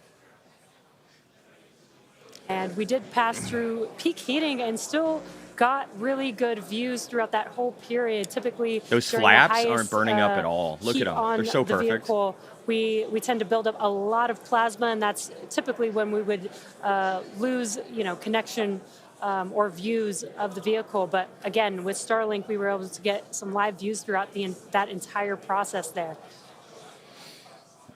These will be like flying in a plane. And we're coming up. We'll start hearing a couple more milestones in except about with 4 better minutes life or expectancy. So, when we start getting down to like the transonic, the subsonic, when we're starting to move closer to and beneath the speed of sound. And I mean, we're getting live views, we're getting live data. We've got a couple additional tests on this one today where we left off some missing tiles again. To test some additional backup layers. Probably down here. We here, also have, maybe. I don't know if we can still quite see them in this view, but you may have noticed we had some kind of silvery looking tiles on, the aluminum on Starship as well.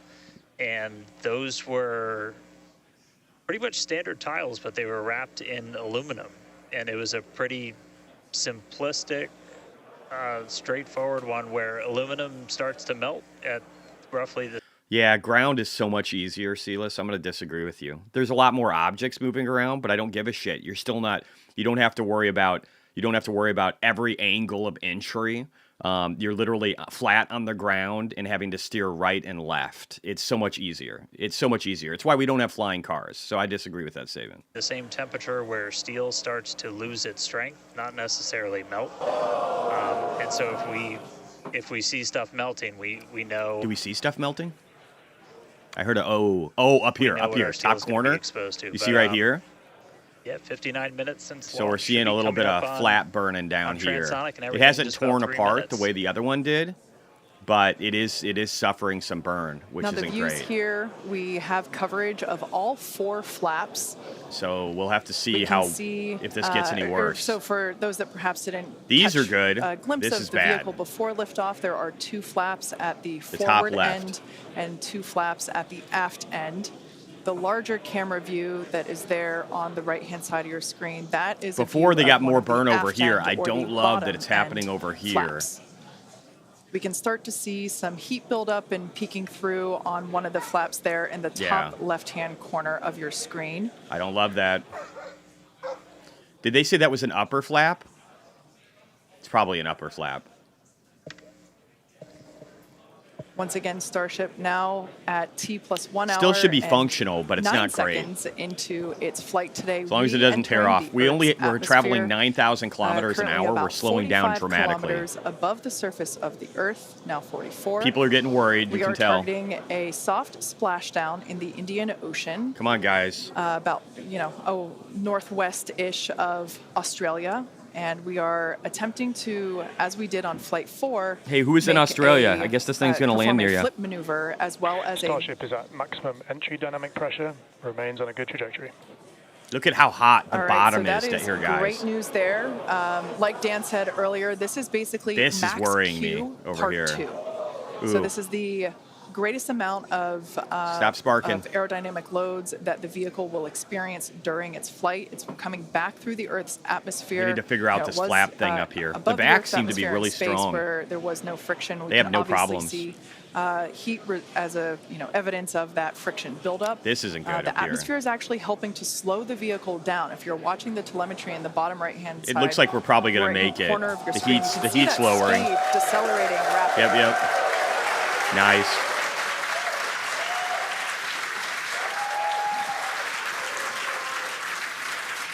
Now the 4 flaps on yeah, the ship air autonomy is the steer worst. The vehicle, and one of the main objectives for the ship today is to demonstrate controlled re-entry. Autonomy is even harder because of the physics. Flight, this re-entry phase.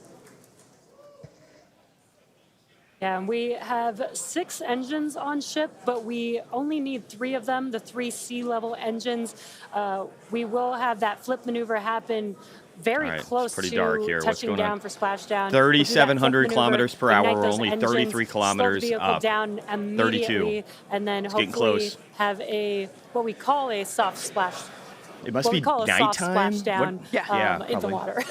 It's probably going to feel a little bit harder on the top of the surface of the water, but it'll look pretty gentle. Yeah, and like we said earlier, we hope to have some more views. Even this isn't that bad. The flap was burning, but so whatever. Fingers crossed that we can we can bring blow those on it to cool it down. Great idea, Jody. We are hoping to splash down softer than we did last time on Flight 4. Right now, Starship less than 2,000 kilometers an hour. Getting slow. Is that Mach 2 remains on a good trajectory. 1,700. All right, great news there. That tells us that the vehicle is traveling 1,500. Is traveling twice the speed of sound. So we will then, the next call 1,400, that we'll hear 1,300, is that it is, slowing down dramatically. Traveling about the speed of sound, and then we will hear a call out that it is under 1,200. That it is transonic, and then we will hear another call out saying that it is subsonic, meaning going slower than the speed of sound. Starship is under 1,000 kilometers an hour. So only 20 kilometers above. We're getting close. So at this point in time, we say transonic because certain parts of the vehicle, like the flap that you see on your screen, might be experiencing airflow faster than the speed of sound, while other parts of the ship may be experiencing airflow. Starship is in the subsonic. Yeah, sorry, Silas. I completely disagree. All right, you so show me now what to read up on. The entire vehicle is traveling slower than the speed of sound, so subsonic. The crowd here at Mission Control Hawthorne also getting excited, just like us. We're awaiting a water landing. We are going to reignite the 3 engines to perform that flip maneuver, and we're 600 kilometers an hour, 12 kilometers above the Earth, 11 kilometers. Away from the landing flip. What was that? Yeah, the crowd's getting excited here as we get closer. I don't know if we can see it. Splashdown. What time is it right now in just Australia? About a minute away it must from be the darkish. Expected splashdown, so we should see a lot. It must be nighttime. Coming up here shortly. We're currently having a view of one of the flaps, and it is a little bit dark on your screen, but hopefully we'll get some good views of the ship as it makes that flip maneuver. 7 kilometers above the Earth. Touchdown for splashdown. Yeah, yeah, guys, we saw that speed drop like a rock. So we're doing a belly flip right now, or a belly flop right now. That's what's kind of, if you saw the high altitude campaign, that's the unique thing about how Starship comes back. So we've bled off pretty much doing all like of the speed we're little going to. Around 200 miles an hour. It's getting close to 220, 230. Remains on target. 5 to go. Coming up soon. Landing burn. So this thing's going like IndyCar speeds. Less than that now. 9:30 p.m. Okay, so we won't get too much of a 2 visual. kilometers away. Starship is on target. Approaching landing burn startup. 2 kilometers, 1 kilometer. So We're right above. On the bottom right-hand side of your screen as well. Slowing down dramatically. When the Raptor engines ignite. Should see it fire off. Doesn't have a lot further to go, so it better. 0 kilometers. Landing burn startup. There we go. Fired. Slowing down dramatically. Speed 220. Orientation changing. 100 kilometers per hour.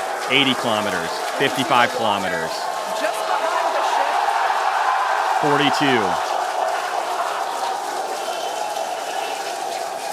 And stop. An incredible view. I think it is safe to say we have a ship in the water. That's it, guys. Touchdown. Completely successful. Oh, wait, it blew up on entry. That'll be the news headline, guys. And to Starship's journey, a live view from a buoy that we had out at the landing zone. Is it there still? Oh, no, that was just the fire off. An incredible It's still standing. Of ship landing just about on target as they were calling out. That'll be the headline, That though. was amazing. And we Is it on target? I can't even tell. Or did it fall over? Any of the ship's hardware, so that was the best ending that we could have hoped for. I can't even really see it. Is it okay? I don't know.